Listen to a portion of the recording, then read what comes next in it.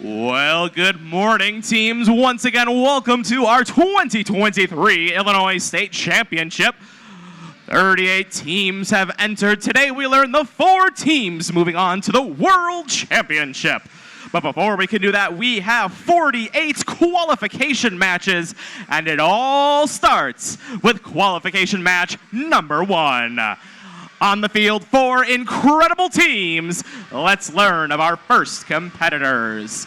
On our Red Alliance, let's hear it for Team 10635. They are a Think Award winner from Batavia, Illinois, sponsored by Durham Fund. Give it up for Unknown Element. Joining them on the Red Alliance, it's Team 18255. An Inspire Award winner and a community team from Barrington, Illinois, Stealth Robotics. On the Blue Alliance, this match, you know them, you love them, our hometown team, 5037. They're a 4-H team from Elgin, Illinois. They were a second place Inspire Award winner. Give it up for Got Robot. And rounding it out, last but certainly not least, looking very dapper, it's Team 19168. They're a community team from Darien, Illinois. They were the first pick of the winning alliance at their tournament. Give it up for Totus One Toos. Our field already randomized. We are just about ready to get started with our qualification round. Our field crew making their final checks, making sure all competitors and field staff ready to go. And we have the all clear, everyone. Qualification match number 1 at our state championship underway in 3, 2, 1, go! Good morning, Illinois, and welcome to POWERPLAY. POWERPLAY starts out with a 30-second autonomous period. These robots moving with pre-programmed instructions. The first thing we saw these robots do is a lot of them assessed a value on that cone in front of them. That's called a signal sleeve here in POWERPLay. They are looking for an indication of where that signal sleeve was placed. In this match, it was placed in position 2. What that means is if these robots park on the tile in front of where they started, they'll be able to pick up some extra points. Drivers, pick up your controllers. 3, 2, 1. Rather, that was position 3 on the signal sleeve coming into autonomous. We got a Red Alliance lead, 54-20. Now, as we enter into the driver-controlled portion of the match, we're going to see these robots picking up cones from a variety of locations. We've got stacks on the near and far side of the field, and we've got human players here in POWERPLay. These human players can enter cones into this zone on the near side toward their driver stations. When they enter those cones into the substation, a robot then can enter to pick it up, but very important in this game is that a human player and a robot cannot both occupy the substation at the same time. So we'll see those human players being very careful not to be inside the field while their robot approaches. We see these robots hard at work scoring on these poles around the field. These are called junctions. Tallest one's worth 5, next tallest worth 4, then 3. Ones on the floor, those black plastic locations, worth 2 points apiece, and cones can be placed in the corners of the field at 1 point apiece in the terminals. As robots play through POWERPLay, they're going to be trying to make what we call a circuit that's connecting each corner of the field with an owned junction. Right now, we do see Got Robot. They are reclaiming ownership of one of those medium junctions, taking it back from the Blue Alliance. Checking out the possession of those junctions on the field, we see a lot of colors up on that checkerboard pattern, but no complete circuits quite yet as we head into the final 30 seconds of qualification match number 1. We do see lots of back and forth on these junctions. The color on the top cone indicates ownership. That's going to give an extra 3 points at the conclusion of the match to the alliance with that color cone.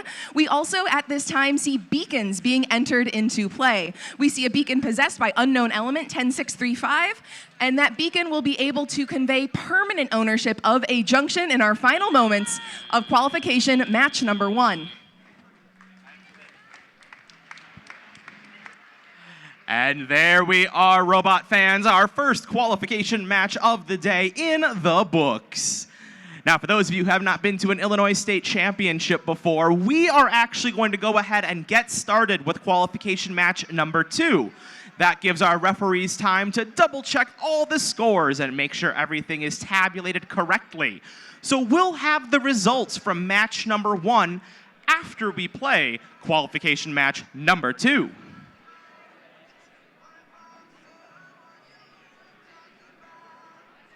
So with that in mind, let's go ahead and meet our competitors in qualification match number 2. On our Red Alliance, it's Team 13699. They are the third place Inspire Award winner at their league tournament from Walter Payton College Prep in Chicago, Robo Grizzlies. With them on the Red Alliance, it's Team 14204. They're from Decatur, Illinois. They were the second place Inspire Award winner at their tournament, a 4-H team, Super Scream Bros. On our Blue Alliance, it's Team 6198. A Think Award winner from Barrington, Illinois at Barrington High School, Bread Admirers. And our final member of this match, Team 7715. From Rockford, Illinois, they're a Winning Alliance second pick at Rockford Christian High School, Robotic Lions. Our field already randomized, our head referee checking in to give the all-clear qualification match 2 in 3, 2, 1, go! As Autonomous gets kicked off, we've got robots manipulating those pre-loaded cones. We see 7715 on the Blue Alliance Robotic Lions. They're going to pick up a quick 4 points and possession of one of those medium junctions. Checking out over on the red side of the field, Super Scream Bros. They are right up against the front cone stack on their field. It looks like they might have wanted to pick one of those up in Autonomous, but they're going to be parked there as we count down the final moments of Auton here in match number 2. Drivers, pick up your controllers. 3, 2, 1. Driver control underway. Coming out of Autonomous, a very tight match. It looks like we had 2 of those medium junctions owned during Auton. Slight Red Alliance lead, 62-51 here in the 2 minutes of driver-controlled play. Right away, 5 points are going to go to the Blue Alliance on behalf of Bread Admirers, but it looks like Super Scream Bros is going to make their way toward the blue side of the field, and Scream Bros grab possession of that terminal nice and quick, and their alliance partner, Robo Grizzlies, also do the same on the opposite corner. Lots of good coordination shown on the Red Alliance. They might be able to grab a circuit very early in this match. They're cycling those cones just slightly faster than the Blue Alliance at the moment. And the Blue Alliance is focusing not on the circuit and the possession, but instead focusing on those high-value junctions. Those tallest junctions are worth 5 points, and we see both members of the Blue Alliance prioritizing the points instead of that circuit. Minute remaining in the match, and the Red Alliance has grabbed that circuit. We see that line indicated on the live score on the board. That gives them a boost to their score. But that circuit is vulnerable. With a minute of match play remaining, all it takes is 1 cone from the Blue Alliance to remove ownership of a junction, and that bonus will come off of the Red Alliance score. Robo Grizzlies in red, they nab another quick 5 points for their alliance. Over on blue, Bread Admirers and Robotic Lions both grabbing cones from the substation. It looks like Super Scream Bros are going to take over one of those Blue Alliance junctions as we come to the final 30 seconds here in qualification match number 2. 2 beacons entered into play over on the red side of the field. Super Scream and Robo Grizzlies both grab them quickly. That's going to give a bonus to the possession at the end of the match. One of those beacons in play, so we see that low junction permanently owned by the Red Alliance. It does look like Robo Grizzlies are trying to do the same. 5 seconds remaining in the match. Still a Red Alliance circuit as we count down the final moments of match number 2.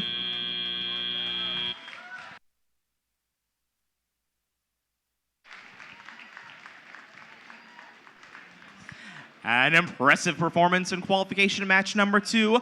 Our first circuit of the day, but we are sure the first of many.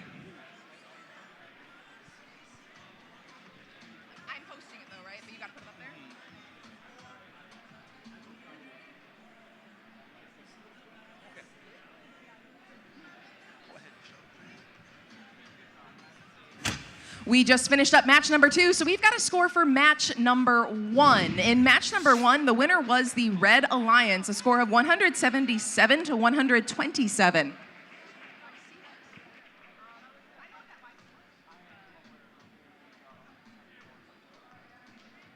Got an update from our referees. That yellow card indicated for the Red Alliance in match number 1 is for a robot contacting things outside of the playing field. So that team has received a warning for that, and we'll be keeping an eye on that throughout the day. But we're going to come on over to field number 3.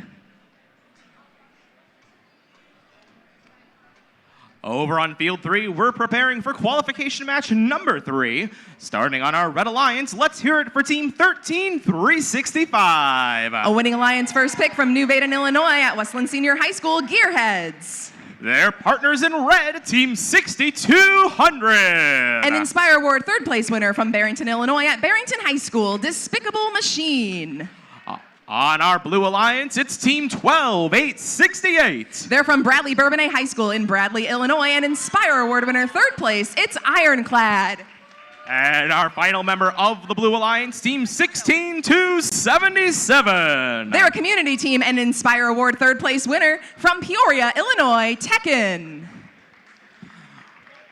Our field randomized, our head ref checking in. We've got the all clear. Match number 3 in 3, 2, 1, go.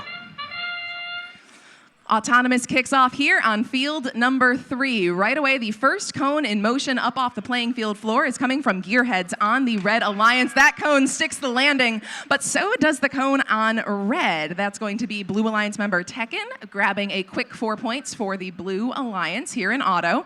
10 seconds left in this autonomous programming. It looks like no more cones in motion. Robots just figuring out where to park as time counts on down. Drivers, pick up your controllers. 3, 2, 1. What you're seeing coming up on the screen right as autonomous ends is a bonus for correctly decoding the signal sleeve placed in front of those robots. If they park in the correct zone indicated prior to the match, they do earn 10 points if using the default signal sleeve. But here at State, almost every team is going to be bringing a custom signal sleeve to their match that they created their own and then programmed their robot to understand. Bringing that custom signal sleeve increases the bonus from 10 points to 20. So it is very advantageous for teams to try it out in their autonomous programming here in POWERPLAY.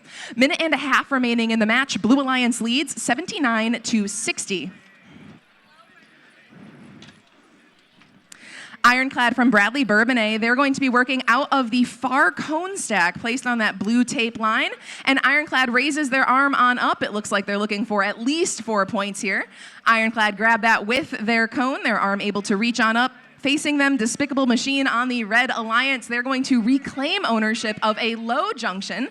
That's going to be a 3-point swing for the Red Alliance.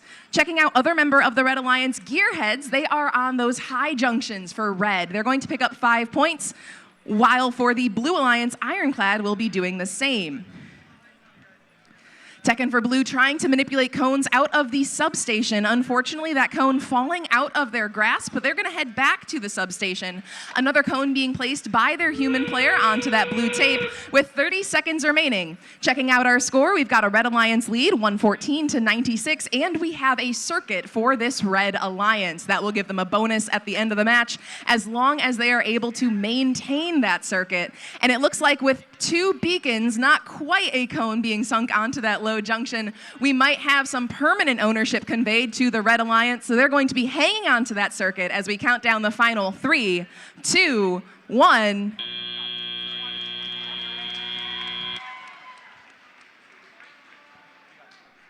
This wasn't behaving. Okay, are we doing it like, are you queuing it up or am I queuing it up? I'm queuing it. All right, Illinois, we just finished qualification match number 3, so I have some scores from qualification match number 2. Winner of that match is the Red Alliance. Another excellent match getting us started 175-75 for match 2. With that match in the books and those scores posted, we are back on over to field number 1, where we are preparing for qualification match number 4. With this match, let's give a warm first welcome for our game announcer, Sam, who's going to be stepping in. Good morning, everybody. And now let's meet our match number 4 competitors. Starting on our Red Alliance, Let's hear it for Team 2674. Our winning alliance captain from Chicago, it's Ogden Varsity. Their partners in this match, Team 10091. They're the finalist captain from Mundelein, Illinois, it's Nyan Robotics. Over on our blue alliance this match, it's Team 19938. They were the winning alliance pick number 2 from Edwardsville, Illinois. It's Knights of the Ping Pong Table. And the final member of our blue alliance, it's Team 3507. Winning alliance captain from Chicago, it's Robotheosis. Our field already randomized. Signals moved accordingly. And we have the all clear qualification match number 4 in 3, 2, 1, go! Here we go as we get into match number 4. All 4 of our robots on the move already. Love to see that 19938 Knights of the Ping Pong Table go for the first blue cone. Not quite able to stick it. 2674 Ogden Varsity trying to get theirs as well. Our other team over on the Red Alliance, Nyan Robotics, still attempting for some red cones, but just a bit short of the junction there. Drivers, pick up your controllers. 3, 2, 1. And there at the very last second, we did see 3507 Robotheosis get the cone down. We'll have to see if that counts in the points there. For Autonomous, now we're into driver control. All of our teams taking control of their robots, picking up their controllers. These teams use Android devices to connect to their robots, so their controllers are plugged in, and they're using Wi-Fi to connect to their robots during these matches. We see Nyan Robotics not wasting any time at all on the side of the Red Alliance, picking up those red cones, spinning them around, a very fast cycle time. For the Red Alliance, over on the blue side of the field, we see Robotheosis placing blue cones across many junctions on the field. Already quite a number claimed for the Blue Alliance. Red now trying to match their speed. We've got Ogden Varsity now on the back side of the field for the Red Alliance. Going for that red starter stack. We'll see if they can get one of those cones picked up and deliver. Nyan Robotics continuing to speed around the field here. Looks like they might be trying to capture some other junctions.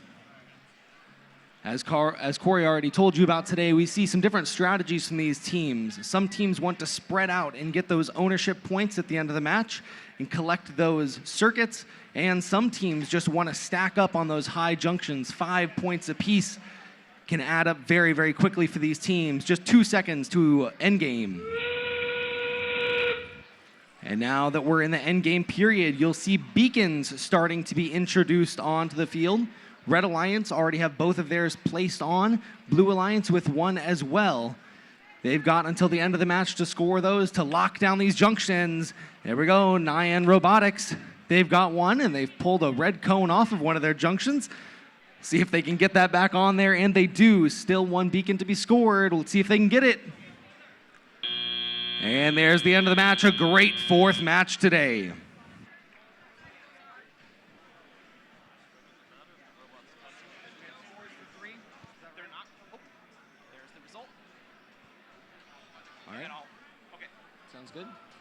All right, here are scores for match number 3. The Red Alliance wins 117-104. Congratulations, Red Alliance. As a reminder, as you see these scores posting, those are not for the match that you just witnessed, but for the match before that. So we just saw qualification match number 4 on field 1, but these are the match 3 results. With that, though, let's move over to field number 2, where our 4 incredible teams are ready to show their stuff in match number 5. This time around on the Red Alliance, it's Team 10415. They were winning pick number 2 from Deerfield, Illinois. It's Warbots. And joining them on the Red Alliance, it's Team 10836. Also winning alliance pick number 2 from Westchester, Illinois. It's Stemperfy. Over on the Blue Alliance, It's team 14614. They were the winning alliance captain from Hawthorne Woods, Illinois. It's Electro. And last but not least, it's team 14401. They won Inspire Award third place from Chicago. It's Wildcat Robotics. And we already have the all clear to begin the match. Qualification match number 5 in 3, 2, 1, go! Right away, 3 of our robots on the move. 10415, Warbots attempting to get that first cone on. See how they decide to spend the rest of the autonomous. Looks like they're going to park. Meanwhile, on the blue side of the field, 14614, Electro with 3 blue cones already. They've got 2 more they can pick up. We'll see if they can get those down using that rubber band mechanism on the front of their robot to collect those cones. And they're parked. Drivers, pick up your controllers. 3, 2, 1. And randomization was number 3 for that match, so we did see some parks on both the blue and red side of the field. Those teams trying to get parked in the correct zone to earn those bonus points can be a huge boost to your score for the autonomous period. And now as we get into driver-controlled, cones starting to land all across the field. Electro now stacking up on the high junction. Once again, that high junction worth the most number of points of any junction on the field, so we see teams going for that one a lot. And on the red side of the field, we can see Warbots now spreading their cones out, getting ownership of as many junctions as they can. Now going to be setting that up over in the terminal on the front side of the field, potentially looking for a circuit for the Red Alliance. Currently no circuits on the field, but plenty of time left. Still a minute left in this match. On the blue side of the field, we see Electro continuing to stack on the high junction as their alliance partner, Wildcat Robotics, on the front side of the field, 14401, now reclaiming junctions that were taken by red. Warbots continuing to stack up now on the high junction, reclaiming a high junction in the middle of the field from blue. And Stemperfy now on the red side of the field, heading over, trying to complete that circuit.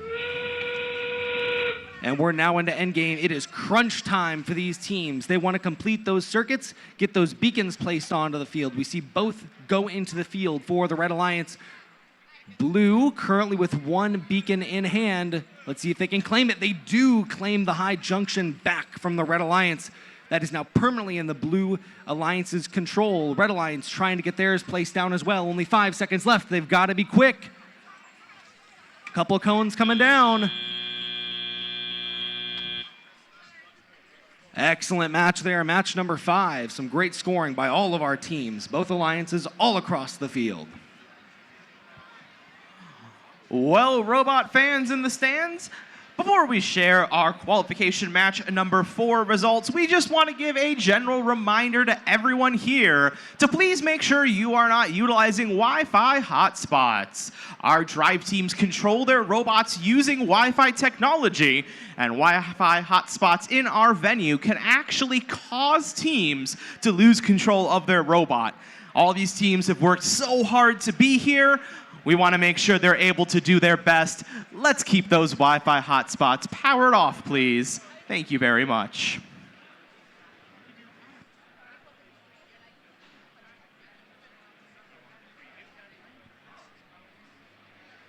All right, here are our scores for match number 4.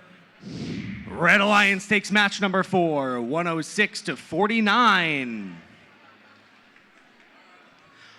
And now back on field number 3, qualification match number 6, ready to rock and roll.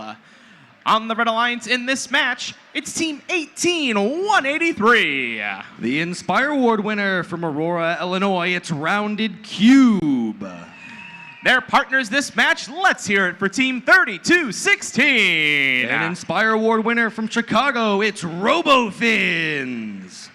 Over on our Blue Alliance, it's Team 18529. Also an Inspire Award winner from Highland Park, Illinois, Rust in Peace Robotics. And on the Blue Alliance, it's our second team, Team 7006. A Connect Award winner from Chicago, it's the Robo Titans. And we've got the all clear to begin. Match number 6 in 3, 2, 1, go. Here we go, our robots scanning those signal cones, figuring out where they need to park, and continuing to score the cones from the starter stacks on the front and back side of the field. On the back side of the field, the Rust in Peace Robotics just a little bit misaligned here. A lot of their cones falling off, but they've gotten 2 so far. Let's see if they can get the third.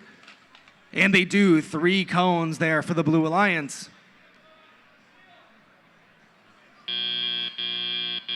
Drivers, pick up your controllers. 3, 2, 1. Rounded Cube also slamming down a red cone for the Red Alliance, along with their alliance partner 3216 Robo Fins on the front side of the field. We saw 2 cones down for Red, 3 down for Blue and Autonomous. Right now, Red with a slight lead, but you can see how quick over on the blue side of the field, Rust in Peace Robotics continuing to drop those cones off.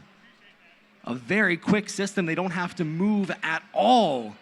That arm extending out, grabbing the cone up into that larger funnel seems to be working very, very well for them. Over on the red side of the field, both of our red robots, Rust in Peace Robotics, Rounded Cube and Robo Fins, now trying to get those red cones placed on those high junctions. We see both red robots accomplishing that task. Now 3216 Robo Fins going with a very unique mechanism there, a horizontal slide that allows them to deliver those cones very, very quickly onto those junctions. You can see the human players continuing to deliver these cones onto the field. Human player placement of the cones is very, very important for these robots, especially those that want to sit still and not really move during the match. You can see there, Rust in Peace Robotics have moved over to the red side of the field and reclaimed that junction, but that's not going to stop Robo Fins, who take it back. Lots of cones stacked up on the blue side of the field. That high junction getting pretty heavy. We've seen some teams bump into those junctions here at the end of the match. Oh, and we saw 2 beacons trying to be scored on the same junction. We'll have to see how the referees rule that. We do see another beacon going down for Blue, though, not quite getting it there for the Robo Titans. Red has 1 more beacon left to score. Let's see if they can do it. 5 seconds left. They do have it on, but oh, it has to stick.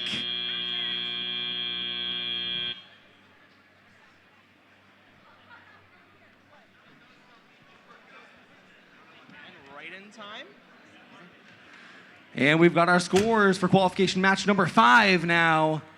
Blue Alliance wins match number 5, 164-153, a very close, high-scoring match. Sound great, man. Cool, you're going to still post this score, right? We just did.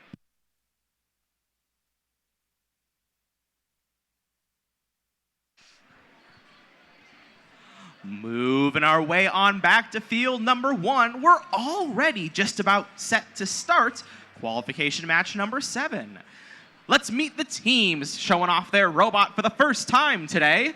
Starting on our Red Alliance, we have Team 14469. They're a winning Alliance first pick from Peoria, Illinois, and a community team sponsored by Caterpillar. Give it up for How.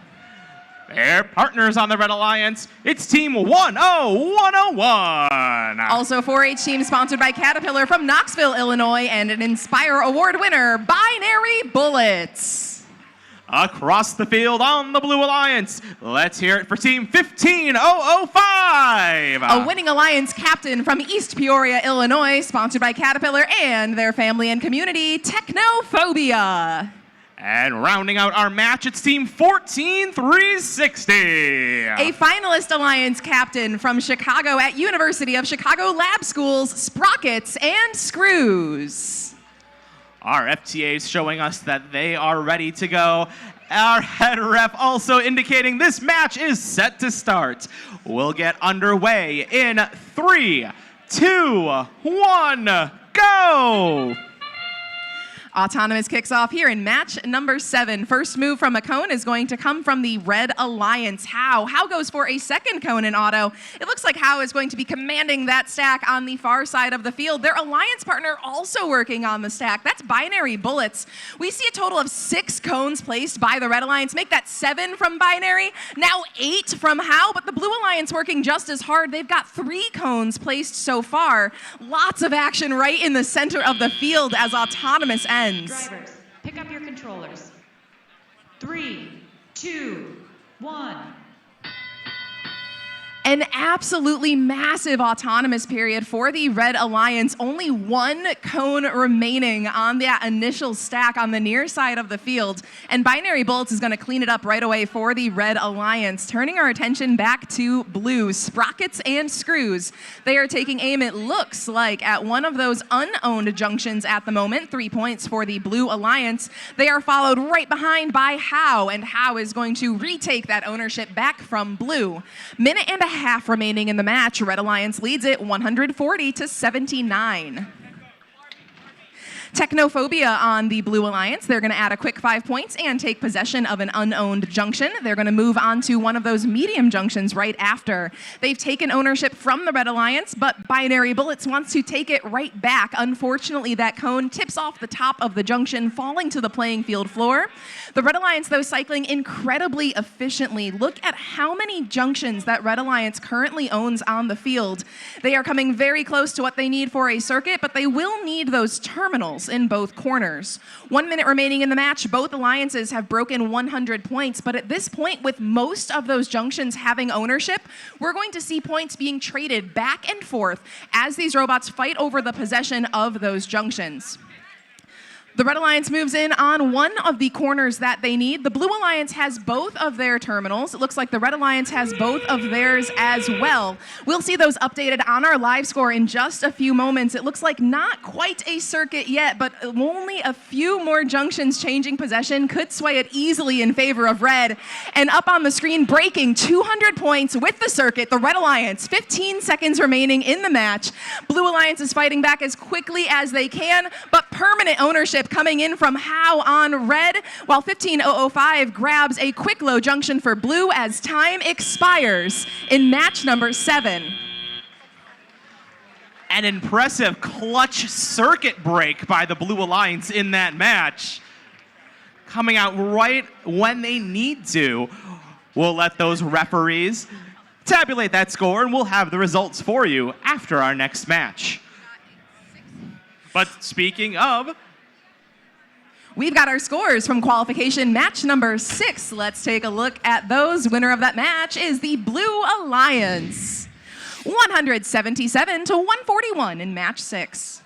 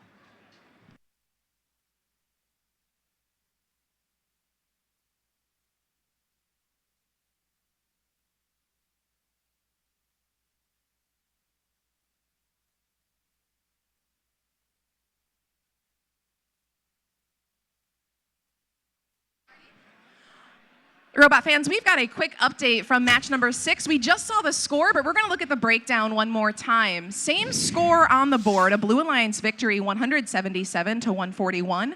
But in that match, I have an update from our referee crew. You will see a yellow card next to 18129. Rest in peace, robotics. That yellow card is the same infraction we saw earlier, contact by a robot with items outside of the playing field. That's now 2 yellow cards issued for that safety warning. Do make sure, drive teams, that you are being careful Those robots move pretty fast, and we want to make sure you're able to compete safely. Now here, though, on field 2, 4 teams ready to compete safely and intensely in this match. Let's meet the teams on our Red Alliance, starting with Team 17403. They're from Lincoln Park High School in Chicago, Illinois, an Inspire Award winner. Give it up for LP Robotics.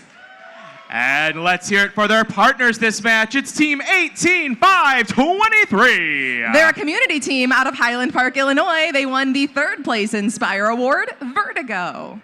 Over on our Blue Alliance, let's hear it and give it up for Team 15282. They join us from Back of the Yards Lab High School in Chicago, Illinois. They won the 2nd place Inspire Award, Bobcats Robotics Varsity. And rounding it out, it's Team 8620. They're sponsored by Metro Area Robotics Society, hosted in Edwardsville, Illinois. They were the winning alliance captain at their tournament. Give it up for Worm Gear Warriors. Our field already randomized. Our drive teams looking ready to go. We've got the all clear from the head ref. Qualification match number 8 in 3, 2, 1, go! Autonomous gets kicked off, and it looks like right away we have got 2 robots aiming high. That's Worm Gear for the Blue Alliance and LP Robotics for the Red Alliance. Both of them are going to grab 5 points and head back to the cone stack. It looks like Worm Gear just slightly off center as they attempt their 2nd cone. LP Robotics, their robot, might not be seeing what it's looking for either up against that cone stack. Their alliance partners, though, they've moved into some positions on the field. It looks like the other members of both Red and Blue have parked in Zone 1. Drivers, pick up your controllers. 3, 2, 1. And driver operated gets underway right away here in match number 8. Tie score coming out of auto. First thing we see for the Red Alliance and the Blue Alliance, 2 of those robots heading to the far cone stack. That's Vertigo for Red and Bobcats Robotics Varsity for Blue. Vertigo for Red and Bobcats, they both have very similar mechanisms on their robot. It looks like they have a 3D printed manipulator that pokes into the top of the cone, allowing them to grasp it from the inside and lift it up onto the junction that they would like to score on. Vertigo now going back to that far cone stack for the Red Alliance, slightly off center, but they readjust and now have possession of that red cone, reach their arm up high, and right as Worm Gear drops off 5 points for the Blue Alliance, Vertigo is deciding where to place their cone for Red. Vertigo, interestingly, we see that their manipulator is able to swing back and forth through the interior of their drawer slide elevator mechanism on their robot. It looks like then they can score either in front of or behind their robot, which could be extremely advantageous as we progress through our matches here today. That ownership of the junctions can be vital when it comes to the 20-point circuit bonus added at the end of the match, in addition to the ownership bonuses conveyed by the top cones and the beacons we will see entered into play during the end game. 40 seconds remaining in the match, an incredibly tight score, very well matched teams here. We've got 92 for the Blue Alliance, 97 for Red. The Red Alliance is focusing on tallying up that score quickly, while the Blue Alliance is focusing on possession. And with that possession focus, the Blue Alliance does have a circuit. Red might try to break it if they can. LP Robotics does have a cone. There is just one junction they need to break. LP is trying with 15 seconds remaining. LP takes back possession, is going to try to break up that circuit from the Blue Alliance. We've got 5 seconds remaining in the match. LP trying one more time, their cone falling out of their grasp as qualification match number 8 wraps up.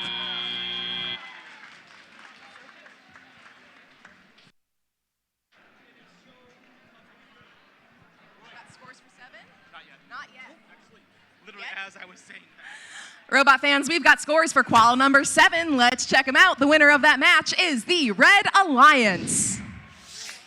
A new high score established here at the Illinois First Tech Challenge State Championship, 221 to 136.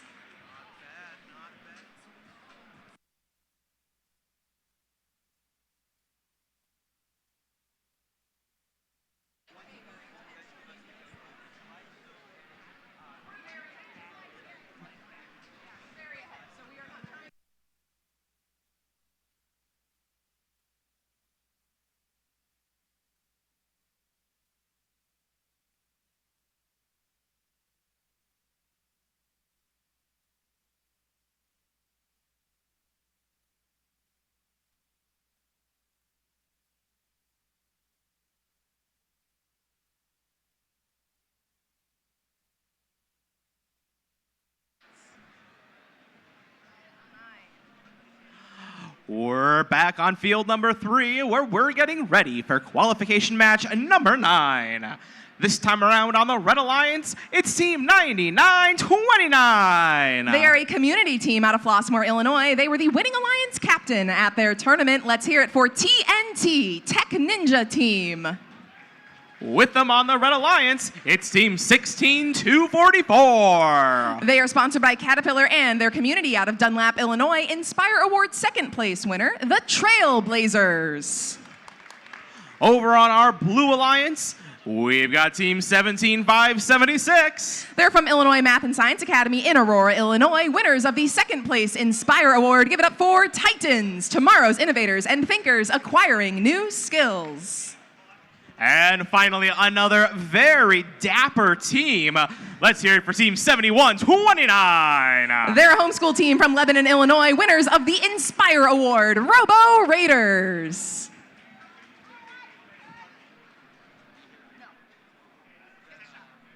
Our field already randomized, and we have the all clear qualification match number 9 in 3, 2, 1, go! Our field in this match has been randomized to Zone 2, so robots will want to be parking in the center series of tiles in front of their starting position. Unfortunately, we do see a little bit of a collision down on the near side of the field. We see some preload cones on the field being pushed out of the way by a member of the Blue Alliance, and it does look like a member of the Red Alliance, the Trailblazers, was attempting to manipulate those cones during Autonomous. We'll be able to discuss that when we do look at our score breakdown later in this match. Meanwhile, Drivers, pick up your controllers. 3, 2, 1. we did get confirmation that the Red Alliance was able to successfully park one of their robots in the zone indicated by the signal sleeve. That robot was TNT, Tech Ninja Team. They were hanging out on the far side of the field, and now they make their way to the cone stack right near that scoring system setup that you see on the far side of the playing field. TNT raises their arm on up. They are taking aim at a 4-point junction. Drop it off. Their alliance partner, Trailblazers, grabs 5 points for the Red Alliance.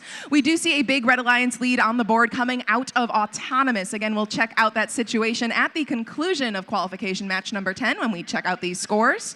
We see some action over on the blue side of the field, the teamwork between Titans and Raiders. We see Titans manipulating cones out of the substation. Raiders also trying to grab cones from the substation. Raiders go up, take aim at 5 points, and sink it for the Blue Alliance. Minute remaining in the match. Red Alliance still leads and is very close to achieving a circuit. TNT is going to drop off one of the 2 cones that they are going to need, and it looks like we might be trying to finish that circuit in the far terminal for the Red Alliance. These teams do achieve a circuit if they are able to connect the 2 corners of the playing field as indicated by that red tape. They need to start in the terminal, make their way across the field, and end in the opposing terminal. We do see for the Blue Alliance, 71-29, Robo Raiders, they reclaim possession of one of those terminals with 30 seconds remaining in the match. The Red Alliance does now comfortably have that circuit, but it is fragile. Just removing one of those ownerships on a junction will break the circuit for the Red Alliance. Blue might be trying to work that out with 15 seconds remaining. It does look like that ownership swap did break the circuit momentarily. Red would love to take it back, and 16244 is going to pop a beacon on one of those medium junctions, while their alliance partner TNT drops off a cone again, and it looks like as time wraps up, we do see the circuit broken by a very well-played beacon by the Blue Alliance here in qualification match number 9.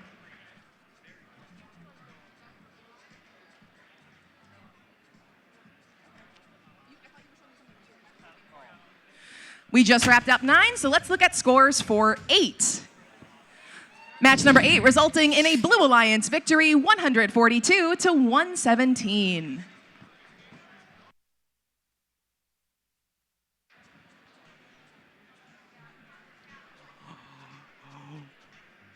Well, robot fans, I am going to utter something that I think has never been said at a first Tech Challenge event. We are going too fast. Our amazing volunteers and our amazing drive teams are helping us play these matches back to back to back, but we're going so fast that we might finish our matches before lunch. So I need to slow down so that our judges have enough time to find you in the pits and ask you questions about the incredible things your team has been up to this season. And I think I filled enough time before we can introduce the teams in qualification match number 10. Let's meet them. Competing for the first time today on our Red Alliance, it's Team 9410. They were the winning alliance from Chicago, Illinois. It's Frank's Garage. And here in match number 10, we are seeing some teams for the second time. One of those teams is Team 5037. It's Got Robot. Over on our Blue Alliance in their first match of the day, it's Team 10-1-38. They were Inspire second place recipients from Wilmette, Illinois. It's Newton Busters. And rounding it out, another team playing their second match of our state championship. Say hello to Team 13-6-99. The Robo Grizzlies. And we've got the all clear. Match number 10 in 3, 2, 1, go! Got Robot not wasting any time heading over to that junction. They do get it down for the Red Alliance on the front side of the field for Blue. 1-0-1-3-8 Newton Busters with 1 blue, 2 blue already. Going for the third.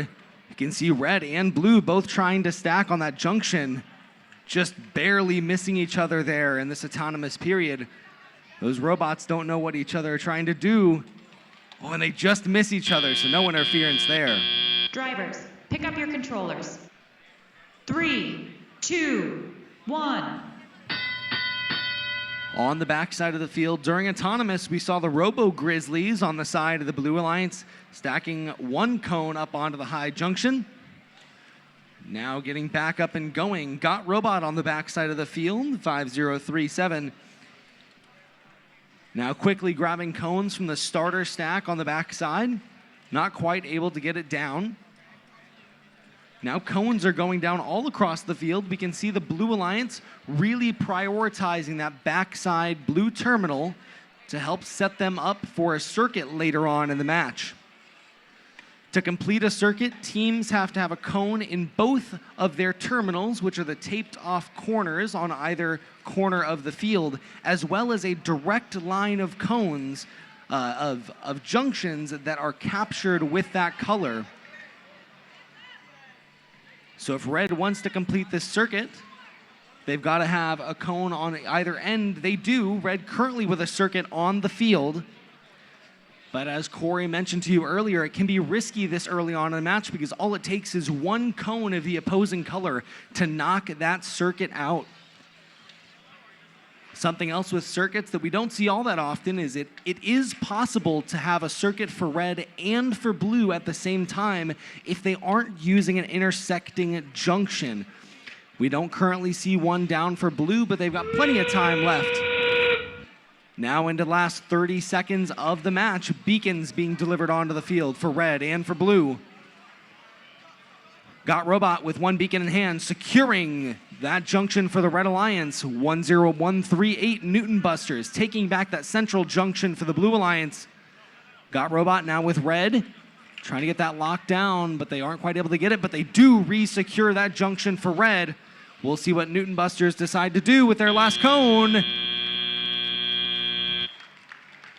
Scoring down to the last second as Newton Busters break the circuit of the Red Alliance.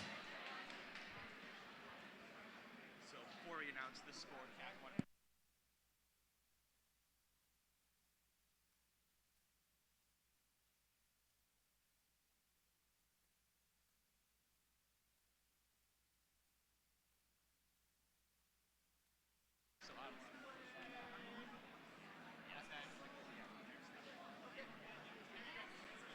Here's our score for match number 9. The Red Alliance wins 222. We see a lot of penalty points up on the board. Those penalty points coming from controlling too many cones. During the autonomous period, one of the blue robots crashed into both of the starter stacks on the front side of the field, giving them 9 minor penalties. So that's where we see those penalty points coming from for match number 9.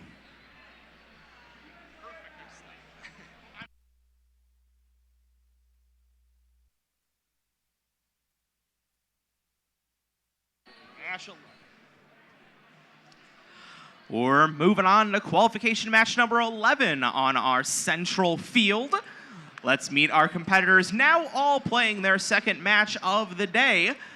First off, on our Red Alliance, we have team 14614. It's Electro.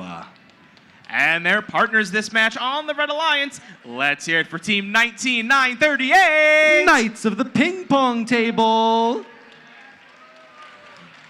Over on our Blue Alliance, it's team 6200. They're the Despicable Machine. And rounding it out, team 6198. The Bread Admirers. My favorite kind of bread is rye. I wonder what theirs is.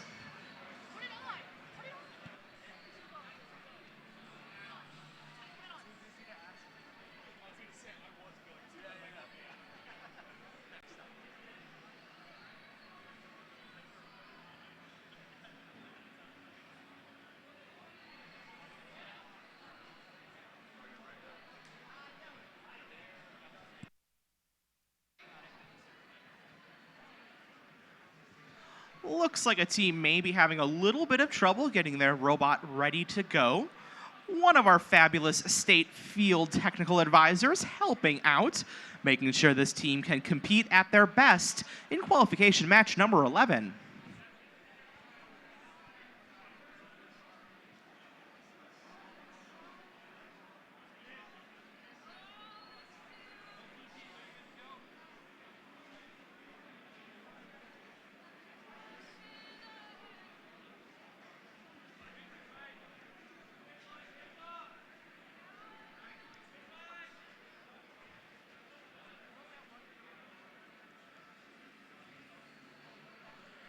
Our field now randomized.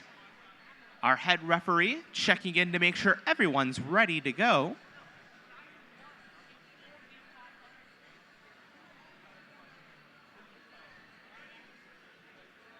And we have the all clear qualification match 11 in 3, 2, 1, go! All right, our robot's on the move. Despicable Machine blasting out to the center of the field there with a blue cone in hand. A little bit of robot contact there between Despicable Machine and Knights of the Ping Pong Table, as both robots are trying to score onto that high junction. You can see during Autonomous, if teams aren't using a load of sensors, it's very easy for these robots to get confused about where they are on the field. Despicable Machine does get lined back up. Drivers, pick up your controllers. 3, 2, 1. And as Corey explained to you earlier, those teams are looking to park in one of 3 signal zones at the start of the match based on the randomization. If we call randomization as 1, they want to park to the left side in front of their robot of where it starts. If it's randomization number 2, they want to drive straight forward and stop to earn that parking bonus. And if it's number 3, they're going to park to the right side of where they start. So we did see a couple of our robots earn that parking bonus there during the autonomous period. And now as we get into driver controlled, you can see the Red Alliance absolutely loading up these junctions already. Only 7 cones outside of the field for them now. They might run that side of the field out of cones before the end of this match. We've still got 1 minute and 10 seconds left. Over on the blue side of the field, we can see 6198, the Bread Admirers, now pushing a blue cone to the back side of the field into the terminal. They have a lift on their robot, it looks like. Maybe it isn't working this match, but they're being resilient and continuing to score despite that difficulty, and that's what it's all about. Now pushing those to the terminals in the corner of the field. Those terminal cones earn points as well, 1 point per cone. Not quite as much as the junctions, but still significant when you have those really close matches that come down to the wire. And now as we enter endgame, the Red Alliance looks to be trying to set up, trying to secure some junctions now. Blue Alliance says, no, no, no, Despicable Machine, recapturing the high junction in the middle of the field. Red Alliance is set up okay for a circuit. They've got a little bit more to do before they can finish that off. They are sitting with a circuit. We'll see if it finishes that way. 5 seconds left. Blue's got to be quick. A beacon down for the Blue Alliance now. An excellent match from all 4 teams. Match number 11.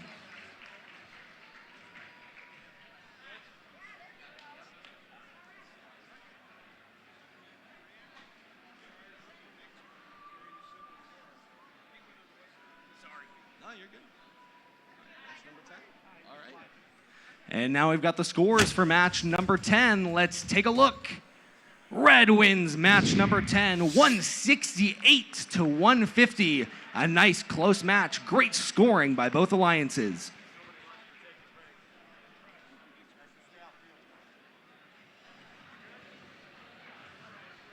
Moving right along, we're almost ready for qualification match number 12 on field number 3.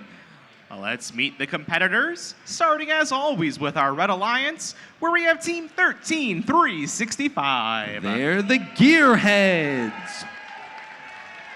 And their partners this match wear some very fashionable hats.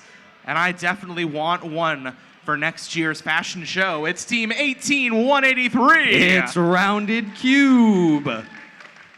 Over on our Blue Alliance, we have Team 14401. They're Wildcat Robotics. And 10635. Unknown Element.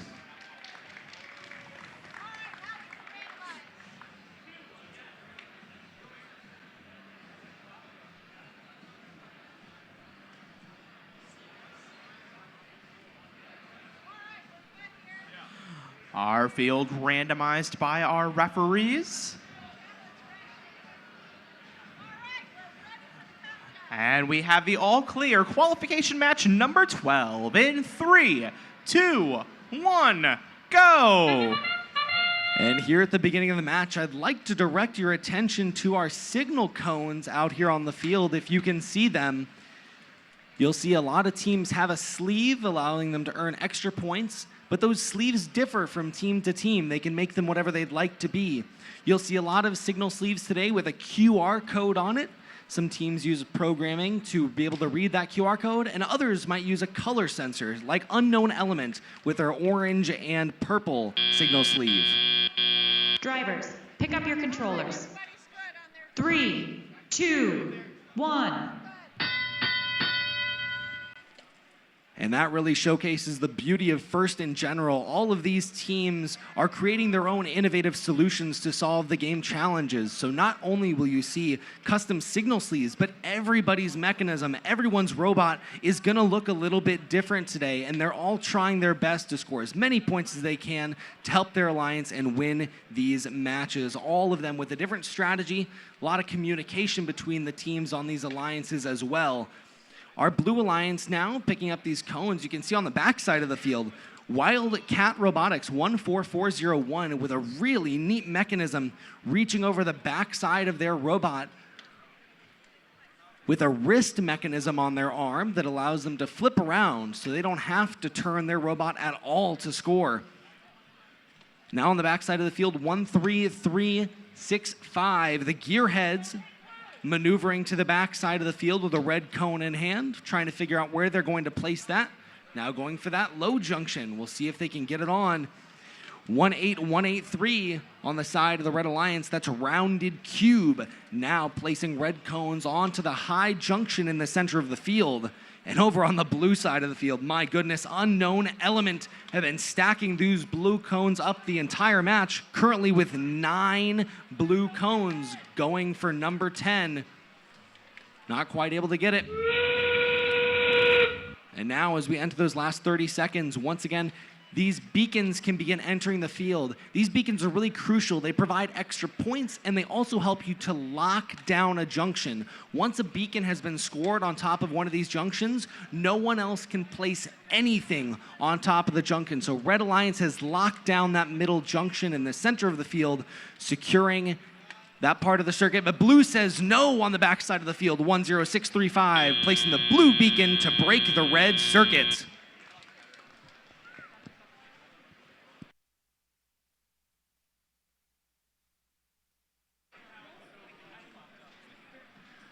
And we've got the score in now for match number 11. Let's take a look. Red wins match 11, 199 to 67.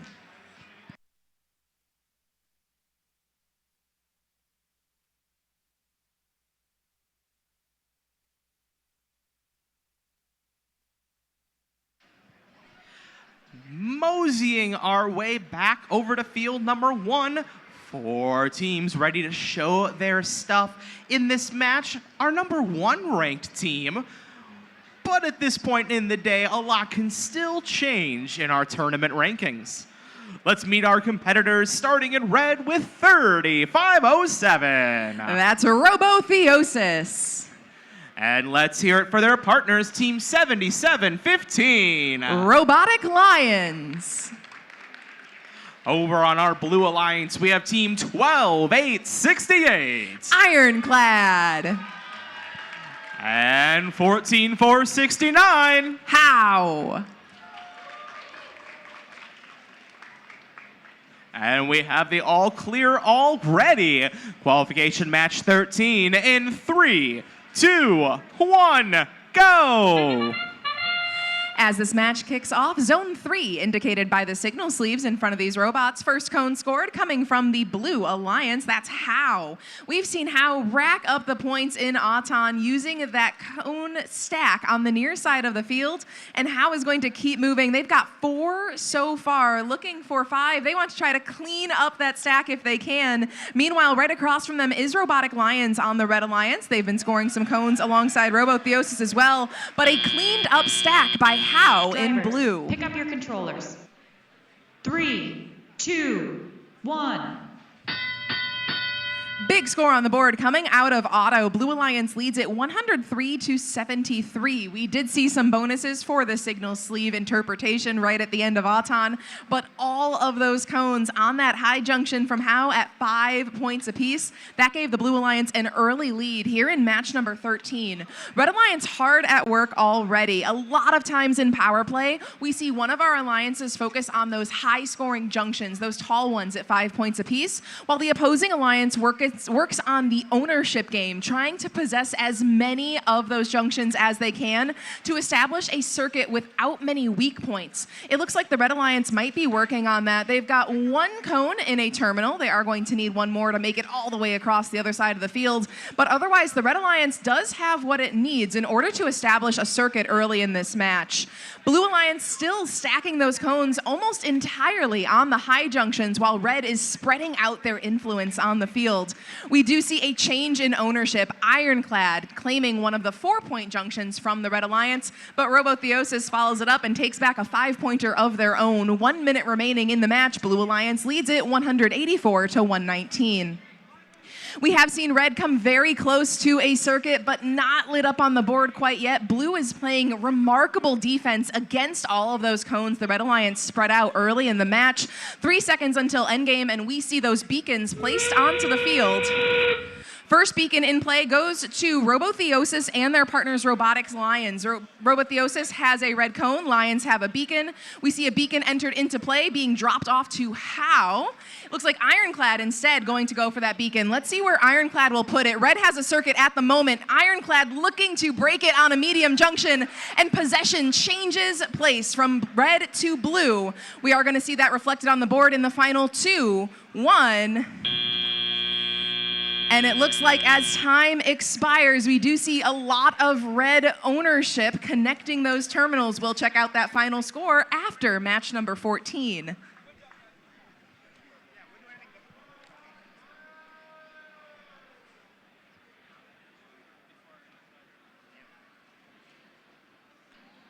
We just played match number 13. We've got scores for match number 12. Let's take a look at that. Blue Alliance victory, 153 to 108 for match 12.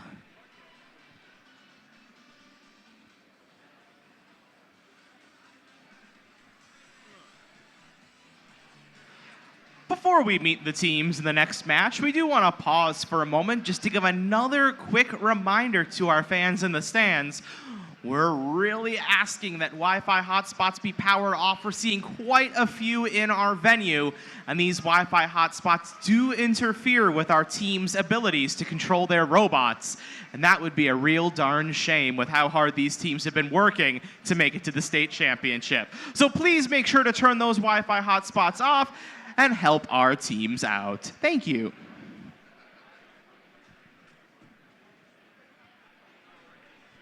But now on field number 2, let's meet our competitors in qualification match number 14. On our Red Alliance, it's team 18529. Rust in Peace Robotics. And with them this match, it's 15282. Bobcats Robotics Varsity. Over on our Blue Alliance, we have team 10101. Binary Bullets. And rounding out our match, it's team 2674. Ogden Varsity. An early match in our day with implications for our rankings. One of our alliances with our number 2 ranked team, and the other with ranks 5 and 7. And we have the all clear from our field head ref. Qualification match 14 in 3, 2, 1, go! Autonomous kicks off. We see 2 members of opposing alliances zoom forward right away, taking ownership of a junction early. We see 2 robots, Binary Bullets for the Blue Alliance and Rust in Peace Robotics for the Red Alliance. They are working on those cone stacks. They are both 4 for 4. Rust in Peace goes for their 5th. Binary lands their 5th. Rust in Peace looking for the full stack. They're going to land it for the Red Alliance. Blue coming awfully close right behind them. Robots parking as Autonomous winds down. Drivers, pick up your controllers. 3, 2, 1. Another absolutely remarkable autonomous period. These robots here at Illinois State, they have perfected their programming skills in those first 30 seconds of the match, enabling them to pick up cone after cone and rack up those points. In this match of note, take a look at the manipulator on Rust in Peace Robotics. They have kind of a 2-tiered system. One of them picks up a cone from the substation, drops it off into this cup-shaped manipulator on the top of their robot, and that cup inverts itself, dropping that cone right up onto the high junction. 5 points every 2 or 3 seconds for Rust in Peace Robotics and the Red Alliance. With them on red, we do see Bobcats Robotics Varsity out of Chicago. They are on the 4-point junction, adding up some points for red. Checking out blue, Binary drops off 4 of their own. We do have tons of cone stacks starting to get established for the Blue Alliance. Binary Bullets, that bright white robot with blue letters on it, is going back and forth from the substation, picking up the points as they can. Bobcats Robotics Varsity adds 5 of their own and takes ownership away from a junction for the Blue Alliance. Under 1 minute remaining in the match, and Rust in Peace has tallied up a ton of cones on that high junction. Every single one of those cones worth 5 points apiece, plus 3 points for the ownership of the junction, as indicated by the top cone on that pole. Binary Bullets, they've got a stack just about as equally high, and their alliance partner in this match, Ogden Varsity, is able to take back ownership of one of those junctions very, very easily, but Bobcats taking it back with 23 seconds remaining in the match. Both alliances have broken 100 points in this match. A beacon entered into play for Ogden. Ogden tries to pick up a cone with a beacon. If they can place it, they will add a few points and convey permanent ownership. We're coming down to the final moments of qualification, match number 14 in 3, 2, 1, Binary landing a final cone as time expires in match 14. We'll have those scores up in a few minutes.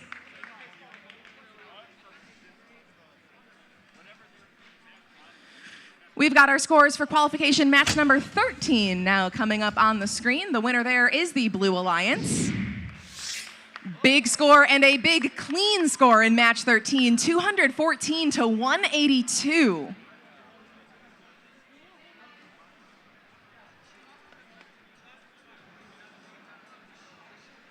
And as we keep on trucking, we'll head over to field 3 for qualification match number 15. In this match in red, let's give a warm first welcome to team 15005. Technophobia. And their partners, 19168. Totus One Toos. Over on our Blue Alliance, we have team 9929. TNT, Tech Ninja Team. And their partners in this match, it's 16277. Tekken.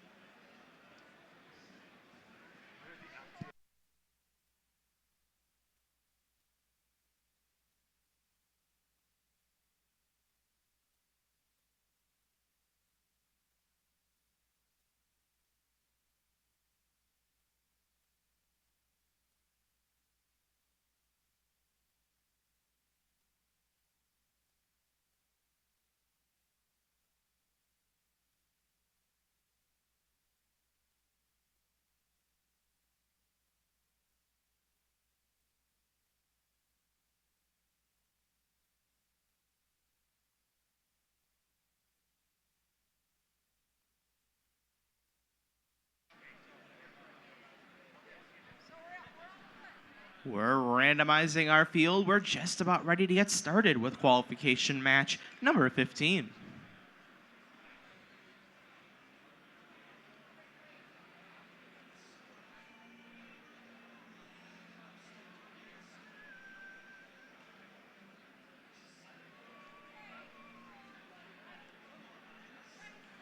And we've got the all clear match 15 in 3, 2, 1. Go!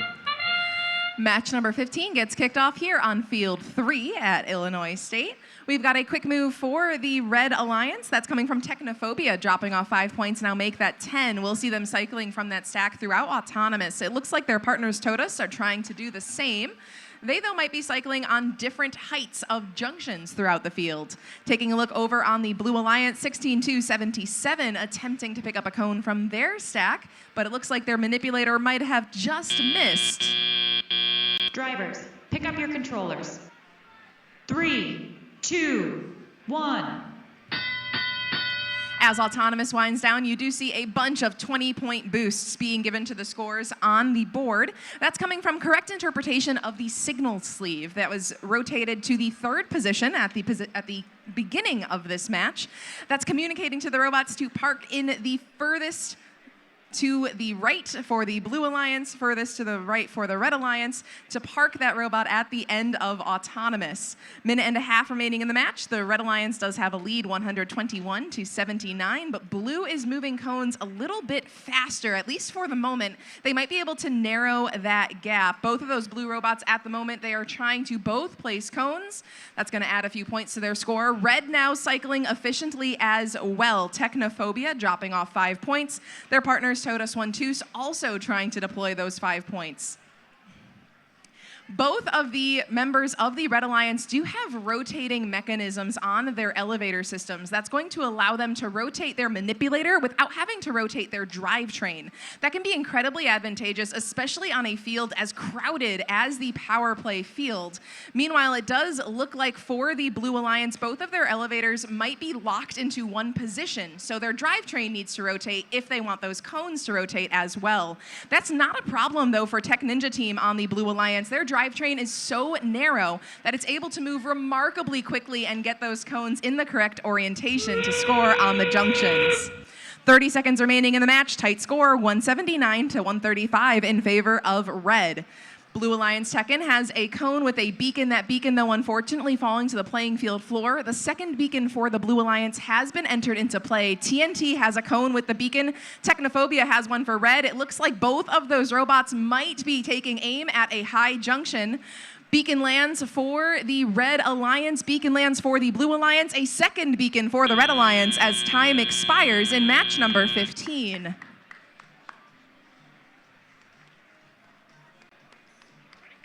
We've got scores for qualification match number 14.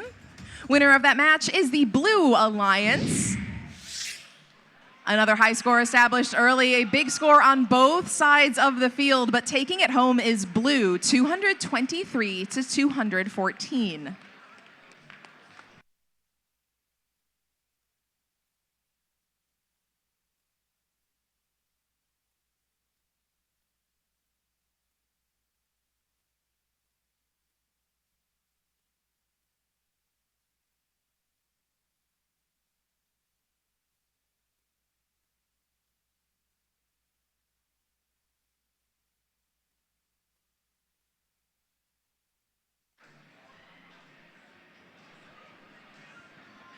Back over on field number 1, qualification match number 16, just about ready to get started.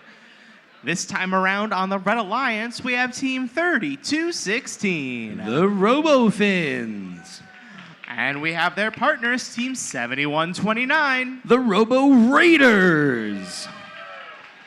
On our Blue Alliance in this match, it's team 10091. They are not your average nerds, it's Nyan Robotics. And our final competitor in this match, team 10836. It's Stemperfy.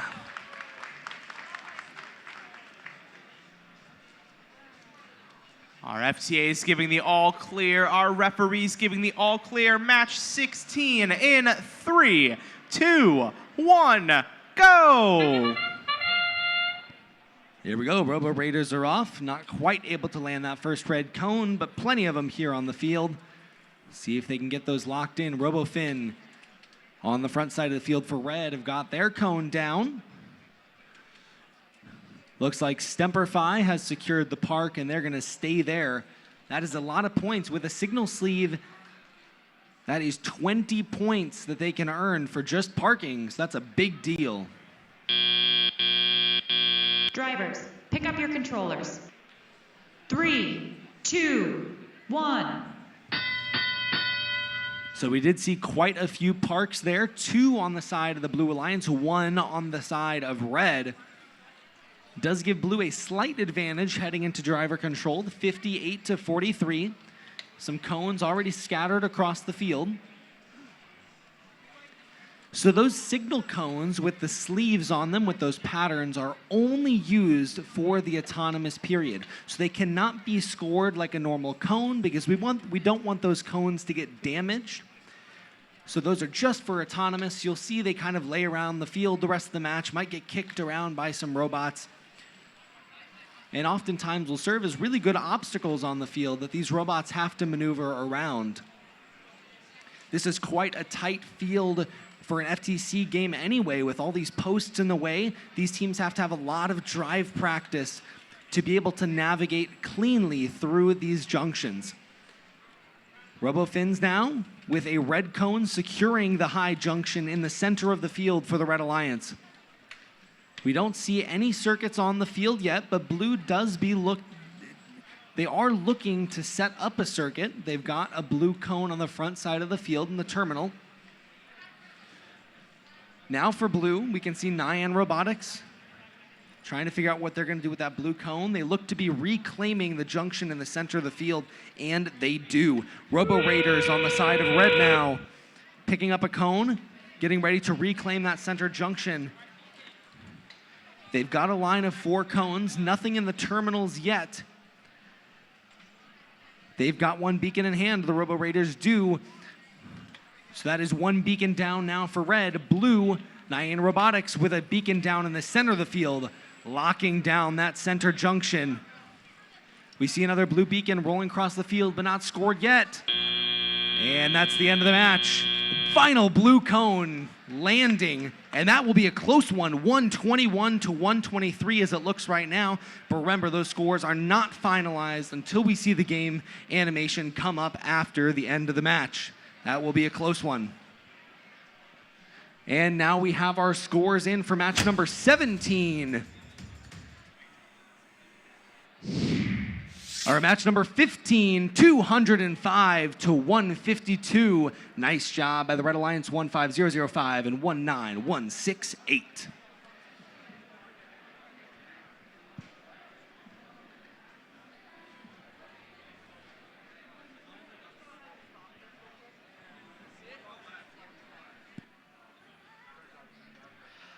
Back over on our central field, qualification match number 17, just about ready to get underway.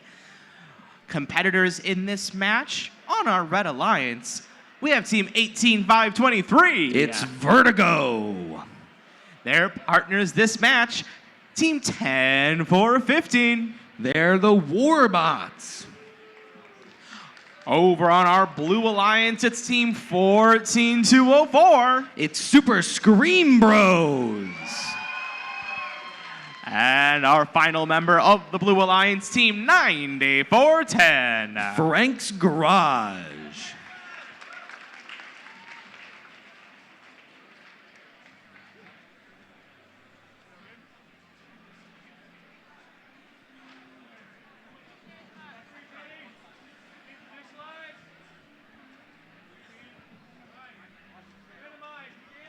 There's the call to randomize. Our scoring system indicating to our referees the orientation of the signals.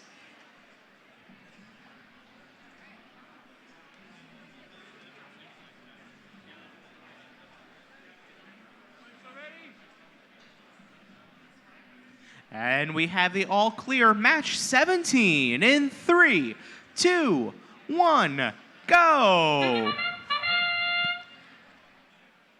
Randomization on the signal zone was number 2 for this match, so teams want to drive straight forward and park, and it looks like that's exactly what 18523 Vertigo has done, securing those parking points for the Red Alliance. On the front side of the field, the Blue Alliance still continuing to score cones. Super Scream Bros now with the 4th blue cone for the Blue Alliance. Drivers, pick up your controllers. 3, 2, 1. So Blue with a little bit of a lead here as we go into driver controlled. Red did secure those parking points though, so that's going to help them stay tight with the Blue Alliance there.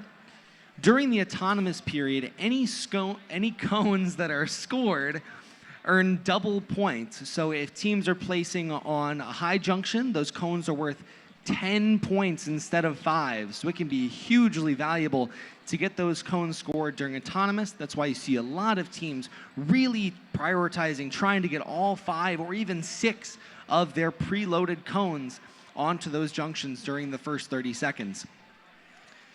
Now in driver control, of course, those cones still worth a lot of points, especially on those high junctions. We can see 9410 Frank's Garage, as well as 10415 Warbots, both prioritizing getting those cones onto the high junction. And you can see there one of those high junctions in the center of the field. At the very bottom, you'll notice there's a spring, and so that makes it a little bit more difficult for these teams to get it down. If they knock into it, that'll swing back and forth for a second, meaning they're wasting a little bit of time. So these mechanisms on the robots have to be very, very particular to be able to score those cones onto the junctions. 3 of our teams still moving across the field now. Super Scream Bros continuing to place blue cones. You can see they have a mechanism on the front side of their robot that allows them to sort of steady that junction when they get ready to drop those cones off, which can really help with the spring. We see a red beacon now going down by 10415 Warbots. All 4 of our teams still trying to score here. We've got 5 seconds left. They got to be quick to get these last cones in for that circuit.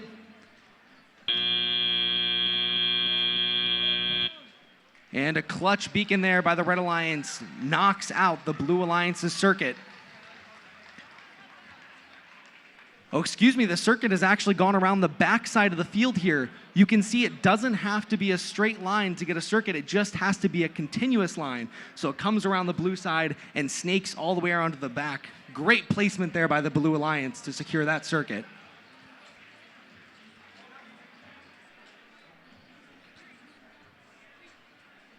And here are our scores. Match number 16 now. It's the Blue Alliance, 148 to 120. Congratulations, 10091 and 10836.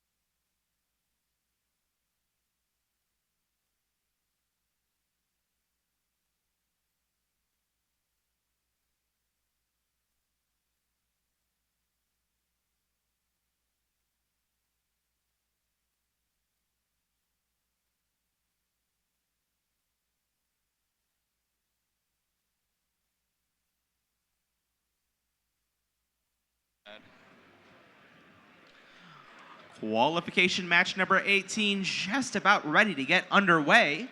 This time around, competing on the Red Alliance, we have Team 7006. They're the Robo Titans.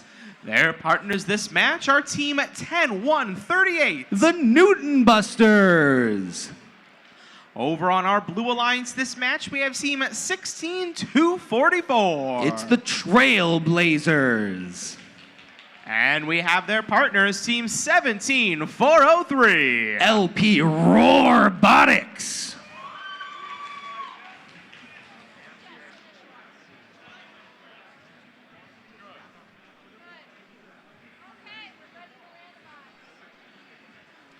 We have our call to randomize our field, meaning we're just about ready to go.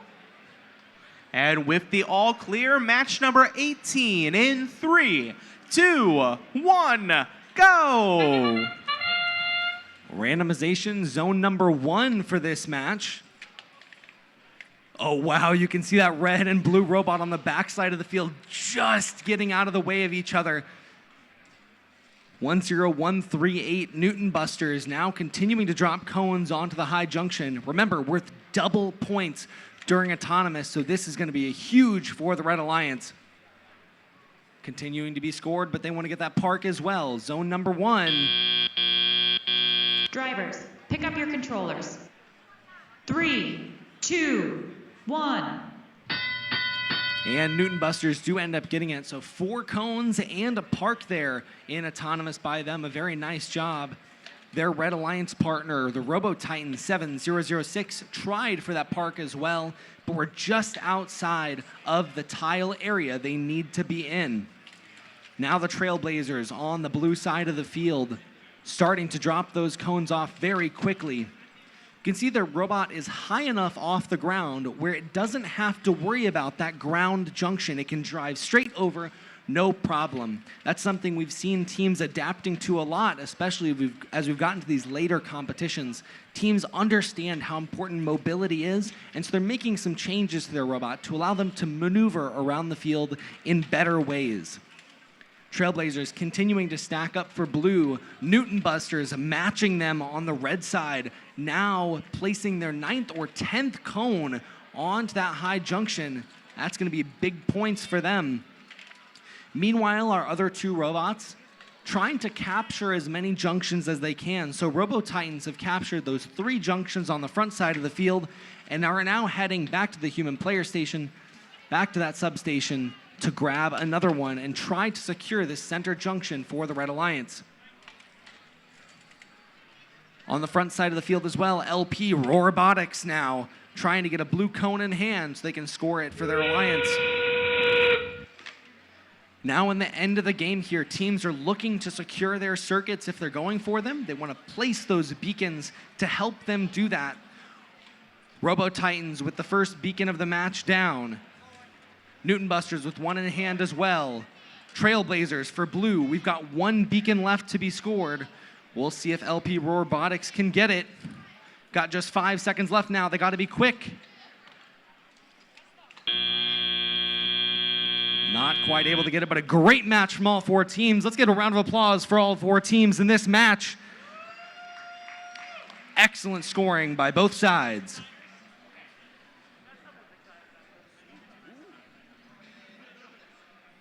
And our score for match 17, there were a lot of points on the field there. Let's see. Blue Alliance wins 233, no penalties. That's a huge score for the Blue Alliance. Great job. 14204 and 9410.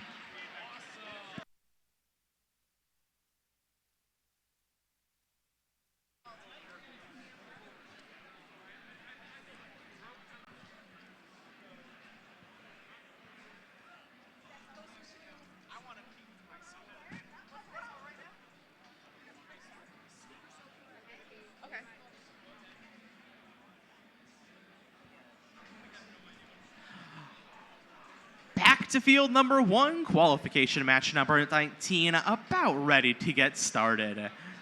In this match on our Red Alliance, we have Team 8620. Give it up for Worm Gear Warriors. Their partners this match is Team 18255. Stealth Robotics. On our Blue Alliance, we have Team 14360. Sprockets and Screws.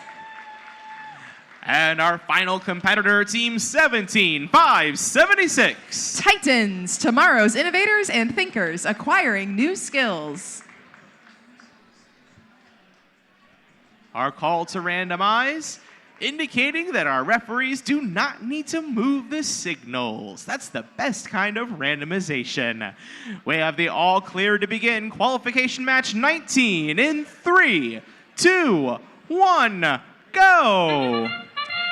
Match gets started, and we see Stealth Robotics move right away. A remarkably fast drivetrain on that robot, and they move in on the far cone stack immediately. They are going 2 for 2 right now. 5 points added up to their score.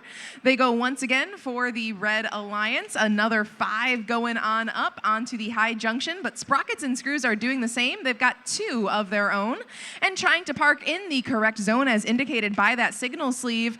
But on the Red Alliance, it looks like Worm Gear and their partners Stealth both parking in that zone pick up 1. Your controllers. 3, 2, 1.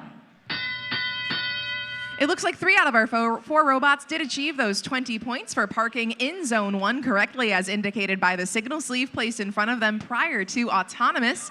Right away moving for the Blue Alliance, we do see Titans. They make their way toward the substation.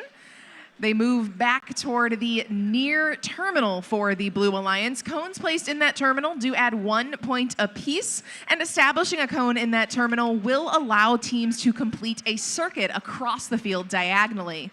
Taking a look at the action for the Red Alliance, Stealth Robotics with that very quick Mechanum drivetrain, they are picking up cones from the substation. They do place a cone just on the top of one of the junctions, but that cone does end up falling to the playing field floor. It does not seat correctly over the pole for the junction. Their alliance partners in this match, Worm Gear Warriors from Edwardsville. Lots of communication between Stealth and Worm Gear. Worm Gear now making sure they have some room to pick up cones from their human player, while Sprockets and Screws on the Blue Alliance, they did take back ownership of a high junction. Worm Gear taking it back immediately.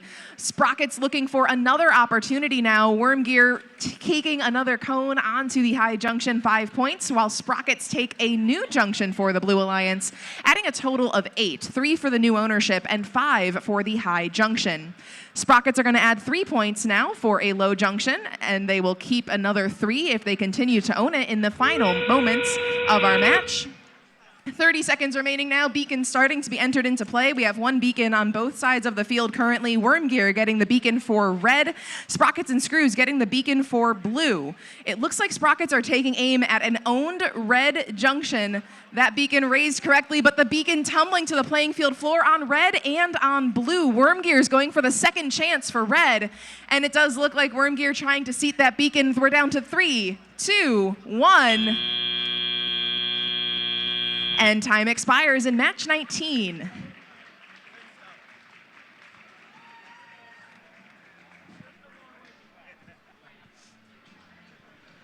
We've got scores for qualification match number 18. Let's take a look at those on our screen. The winner there is the Red Alliance.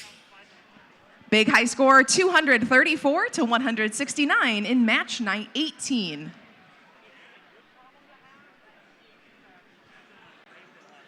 We're ready for the big 2-0 qualification match number 20 on field number 2.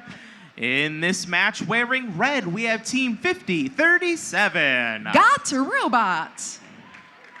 Their partners this match, team 14614. Electro. On our blue alliance, let's hear it for team 18529. Rust in Peace Robotics. And our final competitor in qualification match number 20, wearing blue, it's team 13365. Gearheads.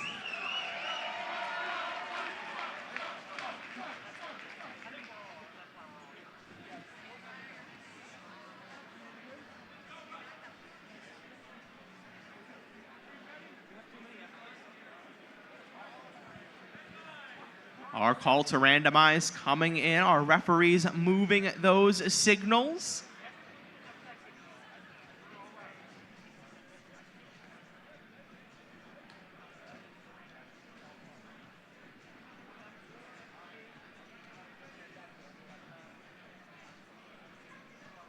And with the all clear, qualification match 20 will begin in 3, 2, 1, go!